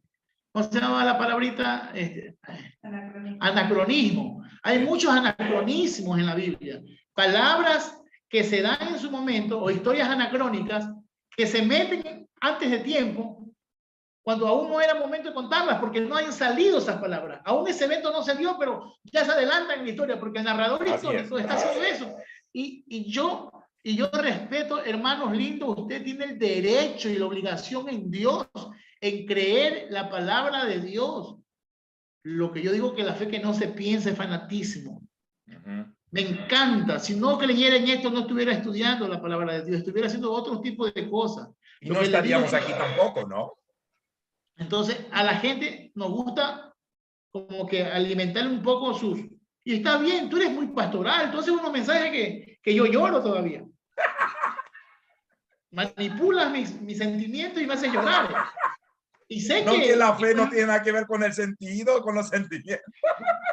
Y sé que quizás no estás pero es una palabra pastoral, son niveles de entendimiento. Yo no estoy aquí haciendo un examen pastoral, yo estoy haciendo un análisis crítico. Yo estoy aquí tratando de enseñar algo que no se enseña en la iglesia, que es un discipulado mucho más avanzado, más con propósito, propósito para quitarle esa fe barata a la iglesia. Sí, me encantó. ¿Por qué fe barata? Se lo voy a decir por qué fe barata. La iglesia, que a veces pensamos que brinca, que ensalta, es una iglesia niña, es una iglesia que tiene una fe de niño. Porque si no sienten a Dios, no hablan en lengua, no hay danza, no hay grito de júbilo, no siente que se te paran los pelitos, no siente que tiembla, Dios no está. Entonces, la fe de una iglesia niña, la fe de un hombre de Dios, una mujer de Dios, que es una fe infantil, tiene que ver y creer que es verdad para sentir, para ver que es verdad. Los hombres y mujeres de fe ya no sentimos, solamente creemos. Y aunque nos parezca ilógico, Dios está aquí. Mira, Dios se mueve ahorita. Nadie está hablando en lengua, nadie está llorando, pero yo estoy convencido que cuando están 2 o 3 en mi nombre, ahí estoy yo. Entonces, en este lugar, de 31 personas. Ya volvió el pentecostal, tocayo. Abrazara. Porque yo creo sin sentir. Sí, señor. El que cree sintiendo es un niño. Sí. Es una niña. Totalmente de acuerdo. Sí, el que cree solamente decide creer. Y para mí, Dios habló a través de la historia de la Biblia. Y aunque no haya sido él permitió que se vayan 430 años al exilio, a Egipto. Y pasaron los procesos y volverán a su tierra. Está bien, están contando la historia que Dios permitió que este pueblo pase por cabeza dura. Y vuelvo a decir, si es Dios, aplaudo que sea Dios. Y si no es Dios, aplaudo porque es la historia. Sí. Una de las cosas que le decimos a veces a los estudiantes, sobre todo cuando uno toma el curso de hermenéutica, ¿no? Interpretación de la Biblia. Y lo compartimos, ¿se acuerdan? El año pasado, en el mes de septiembre, para el mes de la Biblia. Esta charla está colgada en el chat, ¿no? Los principios interpretativos. Número 1, el principio de la historia. Dios habló en un contexto específico. Número 2, el principio de la armonía. Dios habló sin contradecirse. Y el principio de la sencillez. Dios habló para ser entendido. Y creo que si si tomamos en cuenta estos 3 principios, lidiar con esto, más bien lo hace toda una aventura, como decía David.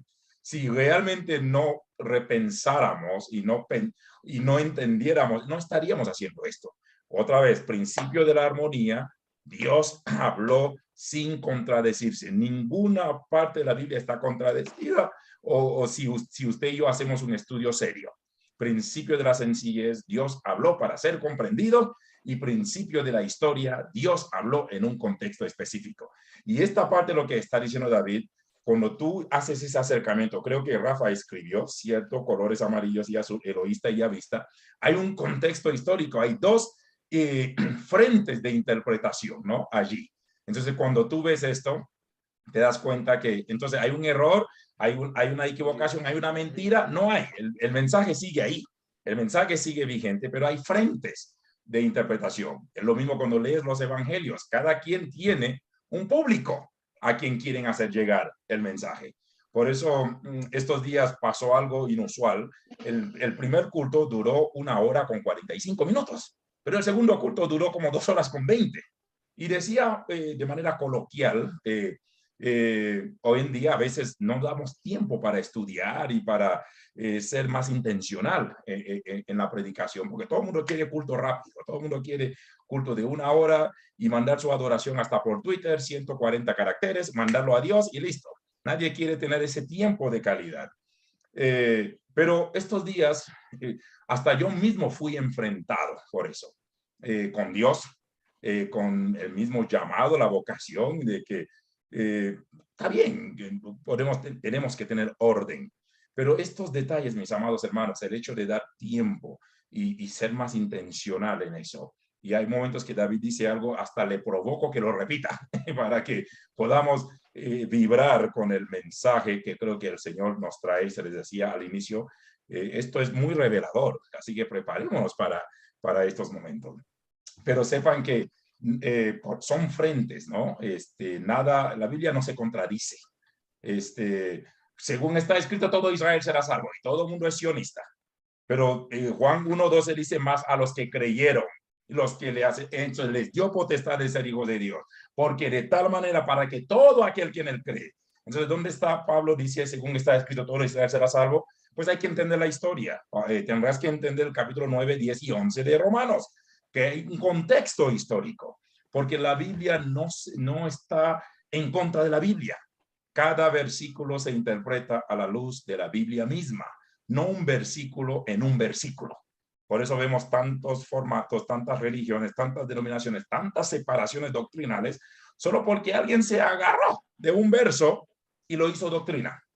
Hace poco alguien había dicho que no, es que en la iglesia dice, estas señales seguirán los que creen, en mi nombre echarán fuera demonios, hablarán nuevas lenguas, como en la iglesia Mishal, no echan fuera demonios, no hablan en lenguas. Entonces dije, pero ¿estás entendiendo el capítulo 16 de Marcos? Lo que dice y a quién y cómo, y ni siquiera sabes si esta parte fue añadido. ¿Entiendes eso? Alguien me decía, deberíamos todos aprender el hebreo porque es la lengua de Jesús. Le dije, error, Jesús no hablaba hebreo, Jesús hablaba arameo. Y se quedó en shock. ¿Qué? Le dije, no seas mentiroso, Jesús no hablaba hebreo, hablaba arameo galileico. Entonces digo, no, o sea, me equivoqué. Le dije, toda la vida te equivocaste. Porque me empezó a decir que todos tenemos que aprender el hebreo, porque esa es la lengua de Jesús. Le dije, te equivocaste, no seas analfabeta bíblico, ponte a estudiar. Jesús no hablaba hebreo. Entonces entendamos todo ese proceso. Realmente esto es vivencial, pero también es desparadigmático. Entonces sí creo que lo que acaba de decir ahí, por eso yo hablaba con Rafa en un chat, creo que me mandó un chat, decía sobre la profecía de la esclavitud, porque en el capítulo 15 pareciera que Dios, como quien dice, no le pesó de decirle a Abraham. Y discúlpeme, ¿dónde está el versículo que dice, el alma que pecare esa morirá? ¿En qué momento Dios va a profetizar 400 años de esclavitud? O sea, está bien, desde el punto de vista de omnisciencia, Dios sabía que Israel la iba a fregar, digámoslo así. Está bien, pero ¿dónde están los versos que dice, el alma que pecare esa morirá? ¿Dónde está el principio de la armonía? Dios habla sin contradecirse. Entonces, ¿cómo entender todo este proceso? Por eso se requiere, en serio, intencionalidad en el estudio y seriedad, y ¿por qué no? Disciplina también en el estudio. Así que por ahí quería un poquito arrinconar a David y creo que Rafa había mandado, dice, si hubo tal profecía sobre la esclavitud de boca de Dios, que Dios pareciera que a Dios le placía. Si uno lee esto en otras versiones, como que Dios dice, debido a que tú la fregaste en el sacrificio, tu nación va a pagarlo por 400 años. ¡Wow! ¡Qué cruel! En serio. Sí, David. Sí, no, yo quisiera más que nada tener un criterio, opinar un poco, o sea, pero no tanto en base a lo que están diciendo, sino más bien ser agradecidos con el hecho de que hasta el año pasado, meses atrás, yo desconocía muchísimas cosas que he aprendido ahora, en estos meses. Por ejemplo, yo desconocía la existencia de las fuentes del Pentateuco y todo eso, desconocía la existencia que era fuentes, yavistas, eloístas, deuteronomistas, todo eso desconocía. Porque al igual que muchas personas, y al igual que el propio David, y ustedes en algún momento, años atrás, también estaban convencidos de lo que Totalmente. conocían, Sí, ¿no? señor. Entonces, y es algo que yo ahora he empezado de una forma tanto personal, privada, o incluso hasta pública también, recuerdo que David una semana atrás hoy te estás metiendo en el problema, pero lo decía de una forma más bien, más bien como para motivarme, pues, pero entonces en realidad es eso. ¿A qué voy yo con esto? Que nosotros siempre nos basamos es en la traducción que tenemos disponible en nuestro idioma. Por La ejemplo, versión, punto. exacto. La 60 o cualquier otra. Ya, Y en por español, ejemplo, ¿eh? Y en voy a español. ser, voy a ser infidente. Por ejemplo, yo detesto, o sea, detesto, no me refiero a que no tenga validez, ojo, no es lo mismo que no tenga validez, estoy hablando de que detesto cuando mucha gente me habla es con versión Reina Valera, porque todo es os digo, y no sé cuánto hace. Si yo soy ecuatoriano, latino, cholo, yo no hablo como español, y mucho da por sentado, no es que esa es la Biblia, esa es la vida, porque, pero ¿qué? ¿Acaso el Señor hablaba como español? No, para nada. Y, Joder, lo, tío. y a lo que tú decías también hace un rato del error de mucha gente que hemos tenido, y digo hemos tenido, me incluyo en algún momento también pensar, no es que Jesús hablaba hebreo, cuando realmente era en aramaico. O incluso muchos que llegan más allá de decir, no, si Adán hablaba en hebreo, e incluso Dios hablaba en hebreo. Y de ahí vino también el aporte del difunto Eduardo cuando nos habla sobre el tema de los Avirú y todo un montón de cosas, o el aporte de David en el momento que nos dice que ni siquiera era un lenguaje y una lengua, sino que se trataba más bien de grupos, entonces se llama de disidentes de distintos pueblos, ¿no? Que de ahí fue creándose su propia cultura, basándose en otras culturas, o sea, un poco de cosas que nosotros vamos aprendiendo, pero la gente, y yo veo, aunque David no se mete en esos temas, en chat ajenos, yo sí lo he hecho porque a veces me da coraje que te sepa que la gente, no es que el versículo tal, y se agarran de ese versículo y terminan convirtiéndose en una doctrina, y ahí es donde hay todas estas clases de subdivisiones de la iglesia, o lo que en épocas antiguas, por algo existe que el marcionismo, que el arrianismo y tanta cosa, precisamente por esa mala interpretación o por creer. Hablando de esa misma época. Sí. ¿Y qué decir ahora? Entonces, por eso es importante, sí, leer, entender de afuera, idioma original, contextos, cultura. Hay mucha gente que se me cae para atrás en el momento que yo les diga, no, la Biblia no es palabra de Dios, sino que contiene la palabra de Dios, o que la Biblia tiene textos inspirados y textos no inspirados por Dios. Y dice, ¿cómo es posible que Dios entonces se equivoca, no se ha equivocado? Es que nos han enseñado, Rafa, a amar el libro y no estudiar la palabra de Dios. O a creer que te llama que los autores terrenales cogieron dictado. A ver, papito, a ver, coja lápiz, coja pluma, coja el papiro, y voy a dictar. No, para nada. Entonces, Son procesos. hay cosas, es un proceso. A eso iba yo. Perdón Hasta los gatos estudian la Biblia con nosotros, porque mira cómo está Juan Carlos y su esposa con el gato ahí. Y le besa al gato en nuestra plataforma. Bésale a tu marido. Amigos, para cerrar esto de los 400 años, que también es necesario saber por qué están los juicios, hay que ver si se equivocó Dios, el escritor o el inspirador. Porque en Hechos 7:6 y en Éxodo 12:40 y Gálatas 3, anoten esas citas para que lo puedan leer ahorita. Mira lo que dice Hechos 7:6. ¿Lo tienes? Hechos 7:6, no lo tengo a la mano. Si alguien lo tiene, igual puede leerlo mientras lo buscamos. Hechos 7:6, lo tengo. Ajá. Lo tenía. Mentira, dice, y le dijo Dios así, que su descendencia sería extranjera en tierra ajena y que los reducirían a servidumbre y los maltratarían por 400 años. Perfecto. Ahora tú miras y vas al Éxodo 12:40, el Éxodo, que es la primera historia después del evento, porque esa es la historia Pepa. El tiempo que los hijos de momento. Israel habitaron en Egipto fue 430 años. ¿Y Gálatas 3:17 qué dice?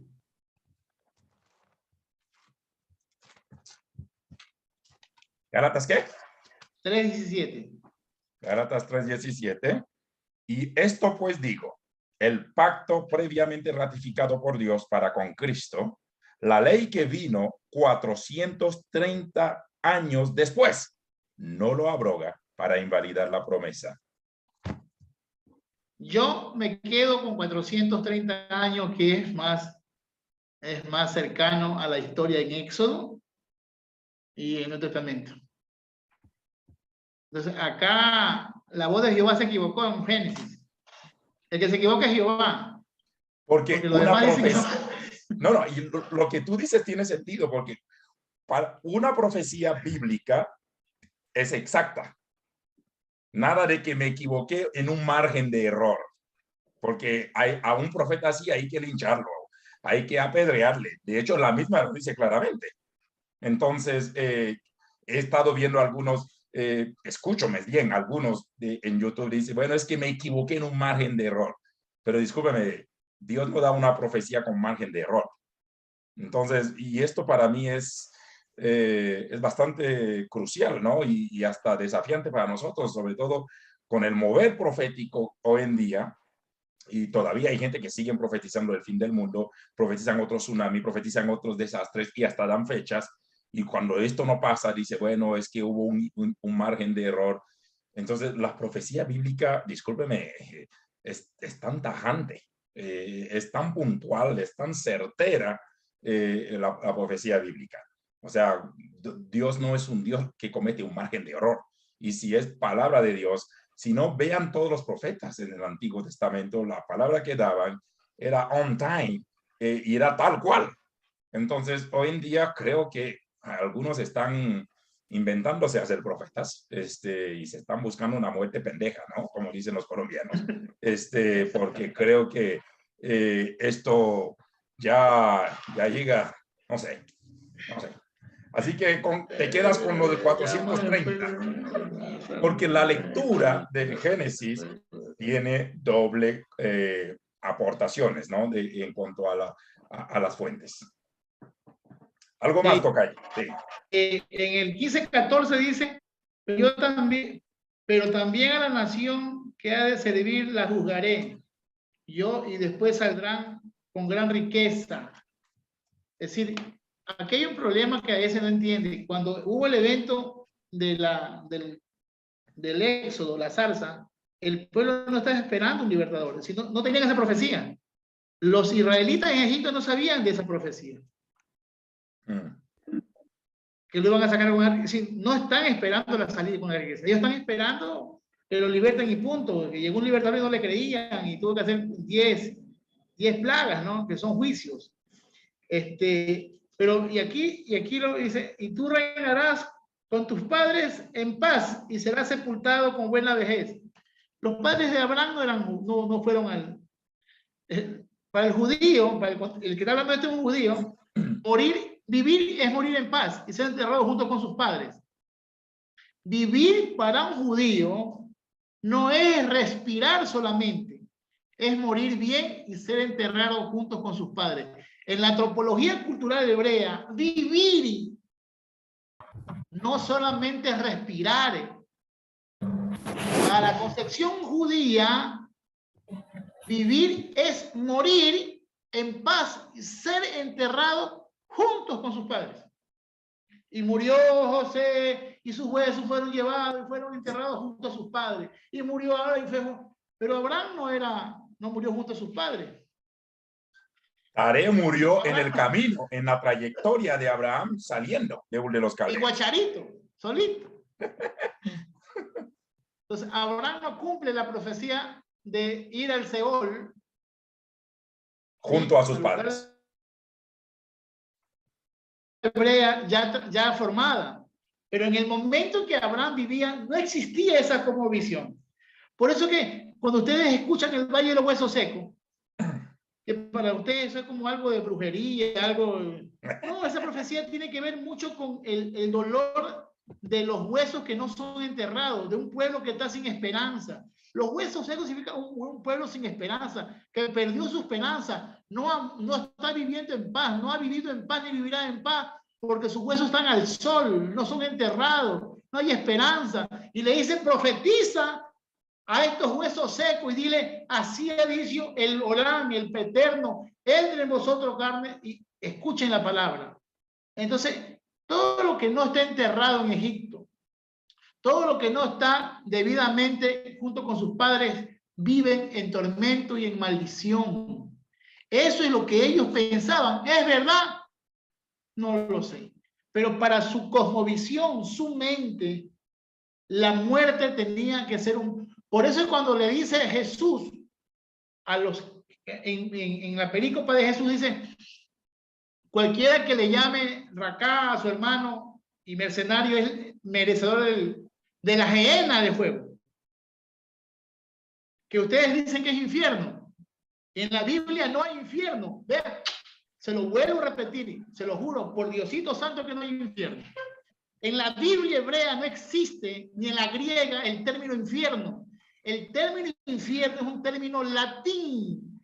San Jerónimo tradujo esa palabra de la gehenna, que es un basurero donde se adoraba a Moloch, el dios del fuego, en el tiempo del paganismo de Israel, en el valle de Dimón, entre el monte Sinaí y la cordillera del monte de los Olivos, hay un valle, hay una hondura entre las montañas. El valle de Dimón era un lugar de adoración pagana, y como era una adoración pagana, el pueblo dijo, ahí no se va a construir nada.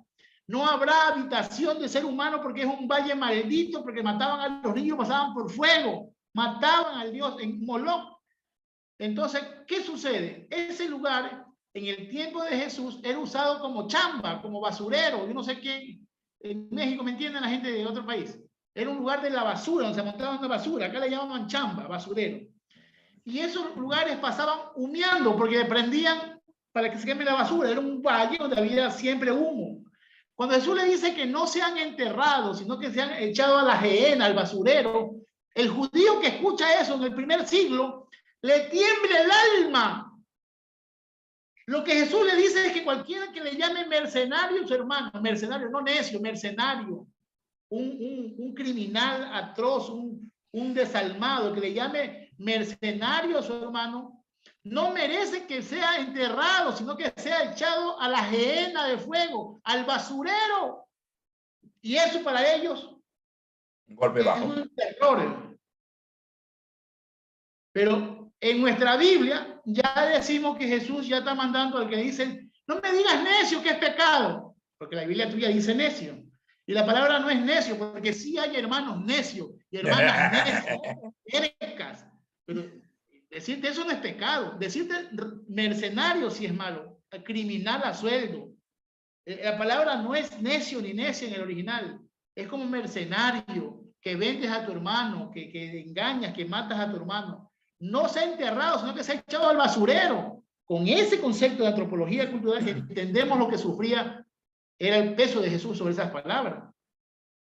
Jesús no mandó a nadie al infierno. Lo que dijo es, no lo entierren, no merece que muera en paz y que vive en paz por la eternidad. Entonces, si se dan cuenta que hay un peso cultural en las palabras de Jesús. Jesús no habló para usted ni para mí, Jesús habló para ellos. Claro. Entonces, todas estas cosas que vemos en la Biblia tienen un peso cultural. Oiga, yo otra vez le mostré un libro, y mi esposa está aquí, no sé si me pasará el libro. Te está mirando mal, más bien. Ya te estoy viendo. Es que lo tengo a una equidistancia, el verde ese, no el verde, el otro, no el otro. Señores, paréntesis y cuña. Si sus esposas discuten con usted, no le hagan caso. Recuerden que viene el Día del Padre. Si no, no les va a celebrar. Va a tener buena excusa para no celebrarles. Así que cualquier cosa, no hagan nada.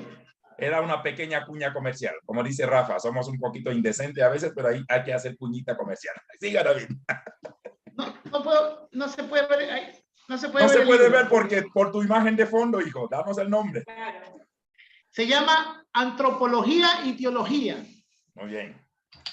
Antropología y Teología, aquí está. Antropología y Teología de Antonio Guerra. ¿De qué casa publicadora, Antonio Guerra?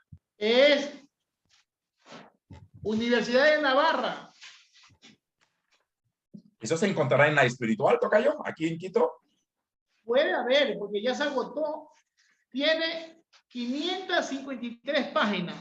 Usted se lee este libro y usted pide perdón.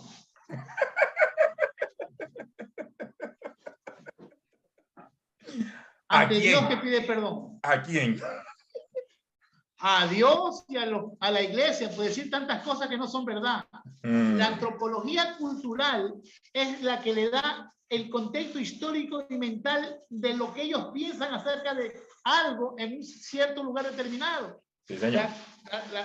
La antropología cultural habla de la muerte, de la vida, del espíritu, del alma, del monismo, del ser íntegro, del dualismo, del tricotomismo. Es decir, hay tantos conceptos, el ánima, ¿qué es el ánima? ¿Qué es la nefes? ¿Qué es la rujá? Si no entiendes esos conceptos de su vital atención histórica, usted tiene el alma inmortal. El alma inmortal es un pecado. No hay alma inmortal. No hay alma inmortal. Oiga, no sea pagano. No hay alma inmortal. El alma no es inmortal. El único inmortal en el universo y en los multiversos es Dios. Si usted es inmortal, usted es divino. No sea malcriado, no sea malcriado. Deje de pecar por basuras inconsistentes que un porque no investigamos. El alma no es inmortal. El único inmortal, sempiterno, es el único santo Dios que vive por los siglos de los siglos. Y nosotros vamos a ser eternos. Y esta es la vida eterna. Nosotros no somos eternos. La vida eterna está en Cristo Jesús, Señor nuestro. Cualquiera que no tenga Jesús no va a ser eterno. Tendrá que morir y ser destruido. Y la destrucción no es lo que dice el Dios Jehová, que ya te destruye después que te mueres. No, la destrucción es el no Dios, el alejamiento divino. La gente no ha entendido eso. Quiere infierno. No, después de esto no hay infierno, está la soledad eterna, el vacío eterno, el no Dios, la salida de Dios de la esencia de tu... Si no entiende, el ser humano, el cristiano, no está preparado para entender lo que es la soledad eterna. Preferemos creer en cuentos de hadas que el infierno, el fuego, el castigo, el lago de fuego, el horno de fuego, yo no sé cuántos fuegos tienes, ¿sí? Porque es una figura apocalíptica, es una figura que ojalá algún día que David nos enseña Apocalipsis. Estás buscando meterme en problemas. Yo no me meto en Apocalipsis. Pero son figuras apocalípticas. Le tienes miedo. No son reales. El problema es que cogemos un símbolo y un signo y lo hacemos muñequito, lo hacemos figura. Son símbolos y signos. Apocalipsis es un libro, por eso que a mí no me gusta, porque hay mucha especulación. Si no entiendes qué significa ese personaje o esa figura, ese color, ese monstruo, ese dragón, esa cabeza, ese cuerno, ese cacho, esa boca que habla. Puta. Y vuelvo a decir, y se lo digo en el amor de Dios, para los que nunca han escuchado, para los hermanos que están acá nuevos. Y parece mentira, yo digo, el ser humano es, yo no sé si le falta un poquito de ser justo. Cuando yo usaba sustancias psicotrópicas, hablaba con las hormigas y nadie me creía. Usted va a la Biblia, la culebra habla, el dragón habla, el otro habla y sí cree.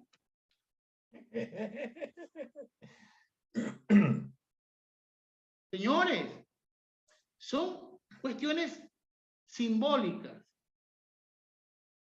Pero cuando el ser humano, el cristiano, entienda qué es la soledad divina, qué es perder la vida eterna, nadie sabe lo que tiene hasta que lo pierde. Nadie ha estado en el momento de esa eternidad de separación divina, cuando el ser humano se separe de Dios eternamente y para siempre, y sea destruido en el vacío, y vea lo que está perdiendo. Ese perder va a ser más grande que 5,000 infiernos y 10,000 lagos de fuego, porque no vas a ser como Dios. Ya estamos en la dimensión divina, vivimos para ser eternos, no moriremos porque tenemos a Jesús. Cuidemos, amemos, protejamos, hablemos en verdad, salvemos, tengamos amor y misericordia, porque es nuestra devoción. Tenemos vida eterna. Sí. Bueno, Jesús en esa oración o esa reclamación, ¿no? Y esta es la vida eterna, que te conozcan a ti. Qué curioso, ¿eh? La vida eterna consiste en eso, conocer a Dios, estar en Dios. A veces damos demasiados rituales, ¿no? Rafa escribía, estoy leyendo ya para ya cerrar, estamos a 3 minutos, dice que posiblemente quisieron redondear a 400 los autores terrenales, yavistas y eloístas en Génesis 15, podría ser, pero creo que también como en nuestras culturas nos encanta el redondeo, ¿no? Y a veces ni siquiera caímos en un buen redondeo. Lo que pasa es que no tenían el tiempo exacto. Lo que escribieron sí. No tenían los tiempos exactos. Se escribieron lo que en la tradición estaban 400 años y algo más. Entonces pusieron 400. Es el autor que no hay cronología bíblica exacta hasta después. Muy bien. De hecho, yo todavía escucho gente que dice, hace 2000 años vino Jesús. Estos días escuché, hace 2023 años. Imagínense. Entonces, ya como que la gente no está redondeando y otros seguimos en el redondeo. Había una pregunta, obviamente que ya la pasamos. Permítame simplemente recordarla, porque creo que otra vez viene con lo que David había dicho desde el inicio. Déjame ver si lo encuentro, porque hay muchos chats que han subido, tanto al privado como al público, y otros comentarios que han hecho. Bueno, yo no veo la pregunta por el factor de los chats que fueron añadiéndose. Tenía mucho que ver con la fe, creo que lo hizo Eunice. Ahí está. Dice, ¿cuáles son las implicaciones? Bueno, David era esa parte primera que estamos hablando, y luego Eunice lanzó la pregunta mientras estaba David tocando el tema de creer, de la fe, de fidelidad y todo eso. Y a lo mejor David ya lo tocó, pero quizás ya para el cierre, ¿no? Porque creo que también todo eso tiene que ver con lo que estamos haciendo. Dice, ¿cuáles son las implicaciones de creer? ¿O para qué creemos? Porque muchos piensan que por no tener la fe correcta o suficiente, Dios no responde. Creo que con esto podríamos estar casi cerrando la noche de hoy. Entonces, no sé, y ese término, la fe correcta. Chuta. Ya sabía que... Es que hay un problema grave, Discúlpeme. Solo uno. Te felicito que solo tengas uno grave. Yo tengo casi 100 en la Iglesia Cristiana Michal.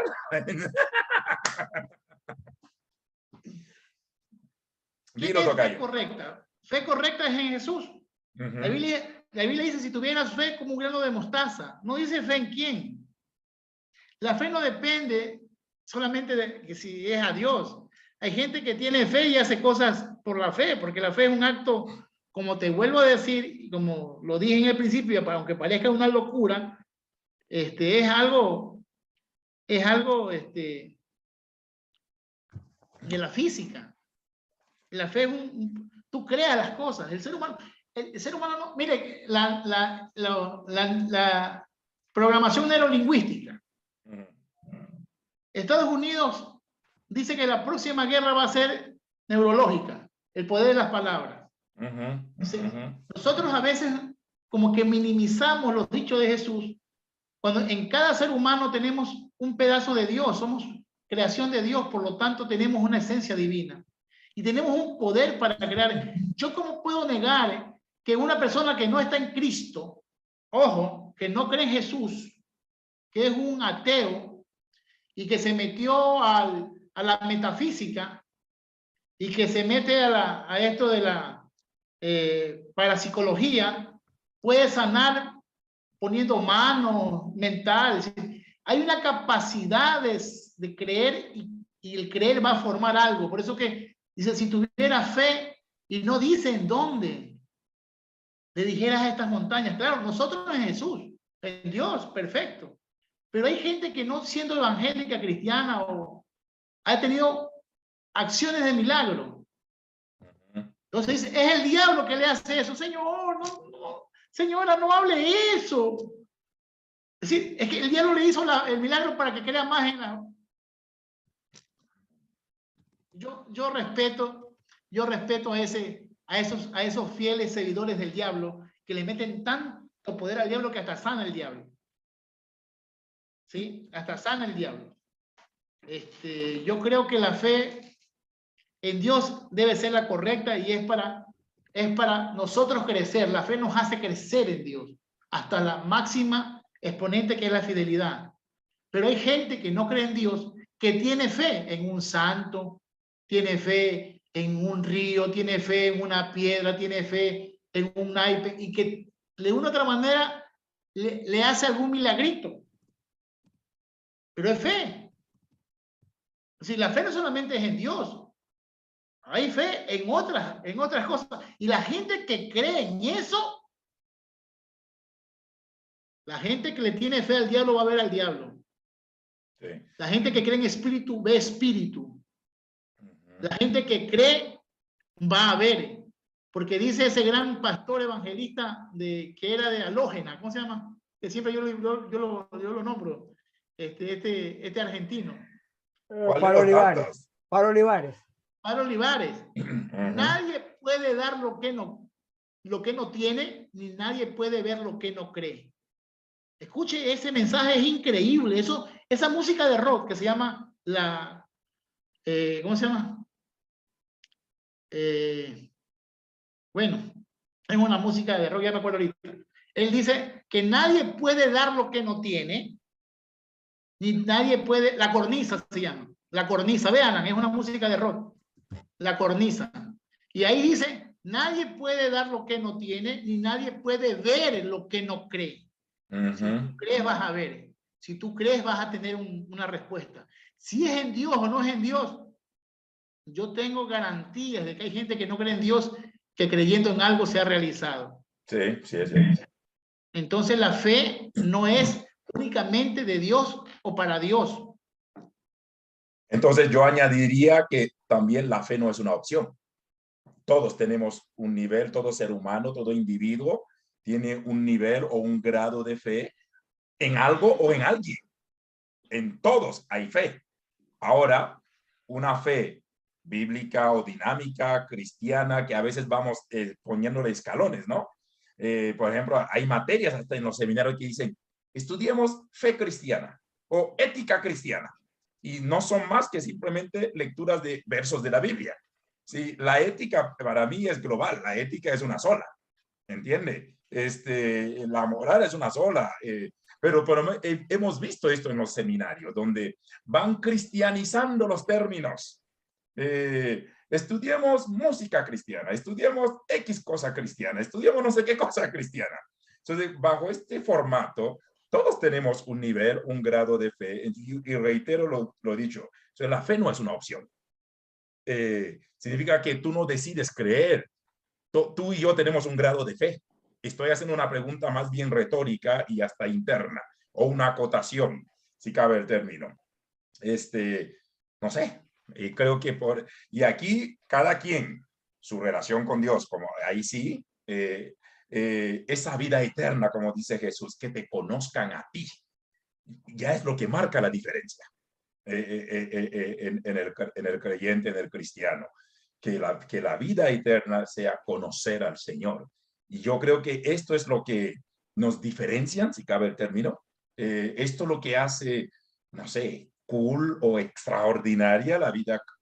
Ojo, no voy a decir la vida cristiana, porque creo que muchos entienden el cristianismo con adjetivo. Esto es lo que hace la aventura en Jesús, la aventura en Dios. Es la gran diferencia. ¿Ok? Que conozcamos a Dios, que vivamos en Dios, que estemos en Él, o sea, que nos sumerjamos en Él. Creo que esto sí lo que es trascendental. Ese es lo que marca un antes y un después en la vida de nosotros o de muchos o de todos. Yo creo, Yanda, que para ser un poquito, no sé si aún ambiguo en el concepto de la fe, porque hay cosas que no se han dicho de la fe, porque cada uno quiere guardar proteger su queso rancio, su credencial, su Sí. que dirán.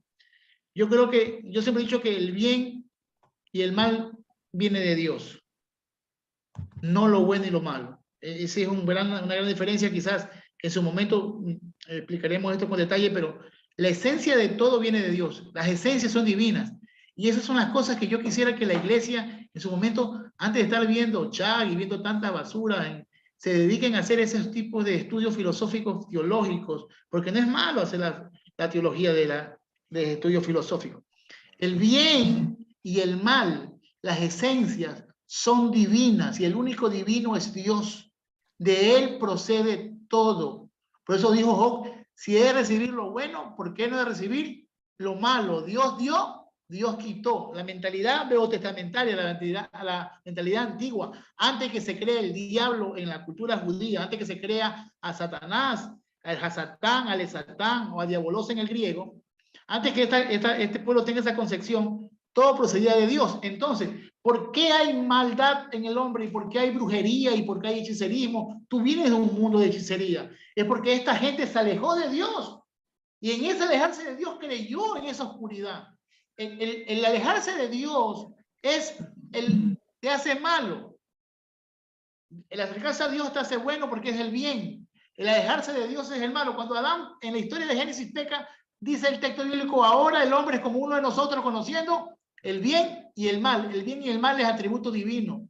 Cuando te acercas a Dios y crees en Dios, en esa fe buena, te haces bueno.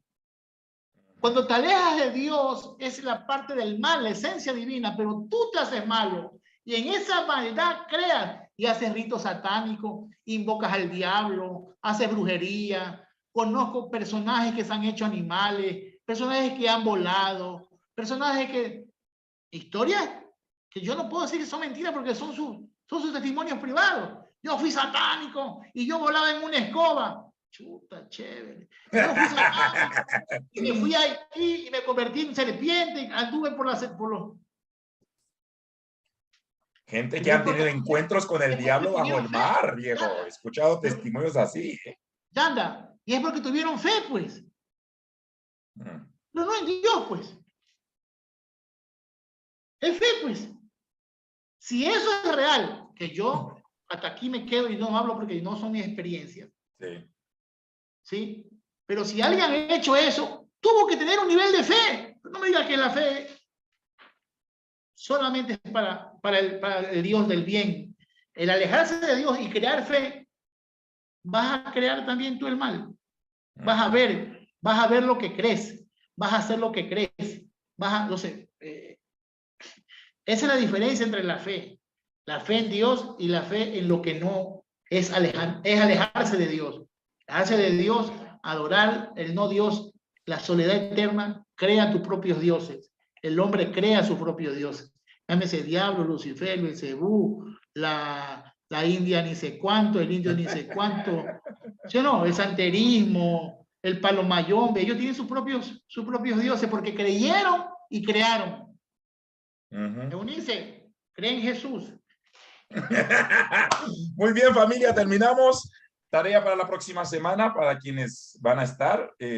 Ya hemos abarcado 14 y 15, aunque otra vez hemos ido así, pero lo que estamos haciendo es ser más intencional en cada capítulo, ¿no? Así que tarea, quiera Dios que podamos abarcarlo. La idea era abarcar del 15 al 18 hoy, que es una pericopa, y creo que David ya abarcó todo este dilema de fe, esta situación de fe, porque eso es lo que vemos en esta situación de Abraham. Y creo que esta aventura de Abraham es la aventura de muchos de nosotros, y quizás de todo creyente, de todo ser humano también, ¿no?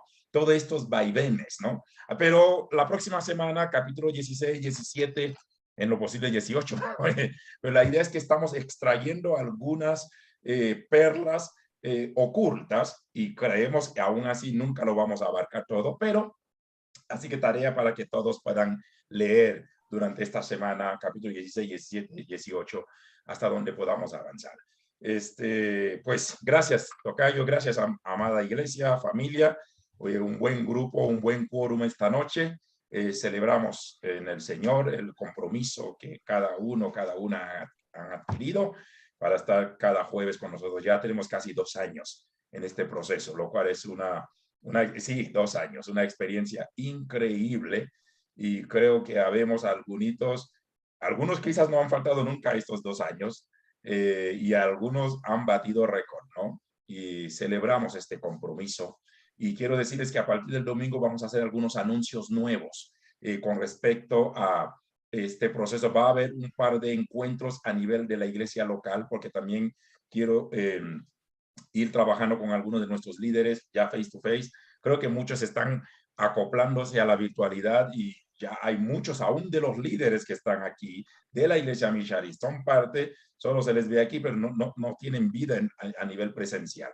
Y necesitamos también, exacto. Bótalo. De hecho, a partir del próximo jueves o viernes, solo 10 o 15 de la iglesia Mishal tendrán acceso a los días jueves en vivo. En vivo. Van a tener que ver por diferido, para hay algunas personas que no van a ser invitados y no van a recibir los enlaces, porque necesitamos tener un filtro, porque como lo dijimos, cuando Dios nos da una revelación, nos hace responsable de ella. Entonces, estamos recreando el grupo. Voy a subir un grupo de los de Iglesia Mishar al grupo de los jueves, porque hay otro grupo creado, y ese es el único grupo que recibirán el link el día jueves. Los demás van a tener que estar en la presencialidad martes y miércoles, que vamos a estar anunciando algunos compromisos. Y igual vamos a seguir grabando, pero necesitamos ser más intencionales, ¿ok? Entonces, hemos estado observando y llevamos meses, algunos años atrás de algunos compartiendo, y algunos hasta siguen en esa, bueno, a su manera, pero está bien. Pero creo que sí vamos a elevar un poquito el grupo, vamos a hacer una fuerte separación y vamos a trabajar bajo otro formato.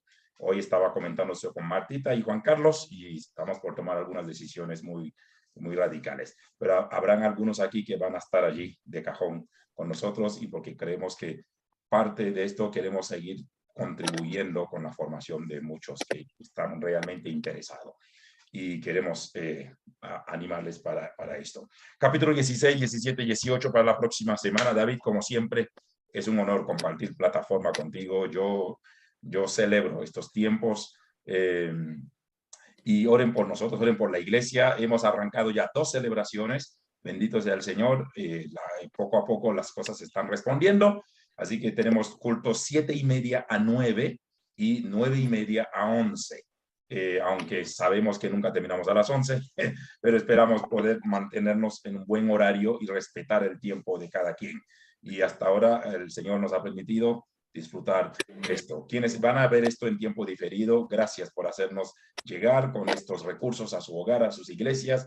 Hay pastores que están bajando estos documentos y me han pedido permiso para reproducir el discipulado en sus iglesias.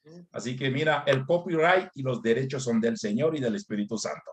Usen los materiales, usen los recursos que Dios nos da, y que sea de bendición, que sea de provecho, que sea de mucha satisfacción y edificación para sus vidas, sus ministerios. Padre, gracias por este tiempo, por esta noche. Gracias por la vida de mis hermanos y de mis hermanas. Gracias por David. Gracias por este compromiso tan extraordinario que ha adquirido contigo, con su llamado, con su vocación, y aún con nosotros como iglesia. Honramos su vida en tu nombre y lo bendecimos. Señor, bendiga a su familia, a su esposa, a sus hijos, su ministerio. Señor, traigo delante de ti la salud de mi amigo Rafa, también bendícelo. Señor, extienda tus manos sobre él, siga obrando, y gracias por este compromiso, por esta amistad tan bella que nos ha unido, y bendiga a la gran familia Mishar, la familia local, global e internacional, aún quienes son de esta iglesia, de esta familia, a cientos y a miles de kilómetros. Les bendecimos, Señor. Gracias por mis hermanos, y gracias por esta noche, por este cierre, por esta revelación que has traído a nuestras vidas. Te bendecimos en Cristo Jesús. Amén. Amén. Buenas noches a todos. Que el Señor les bendiga. Nos vemos pronto para algunos, y seguimos en contacto los demás que están a cientos y miles de kilómetros. Bendiciones.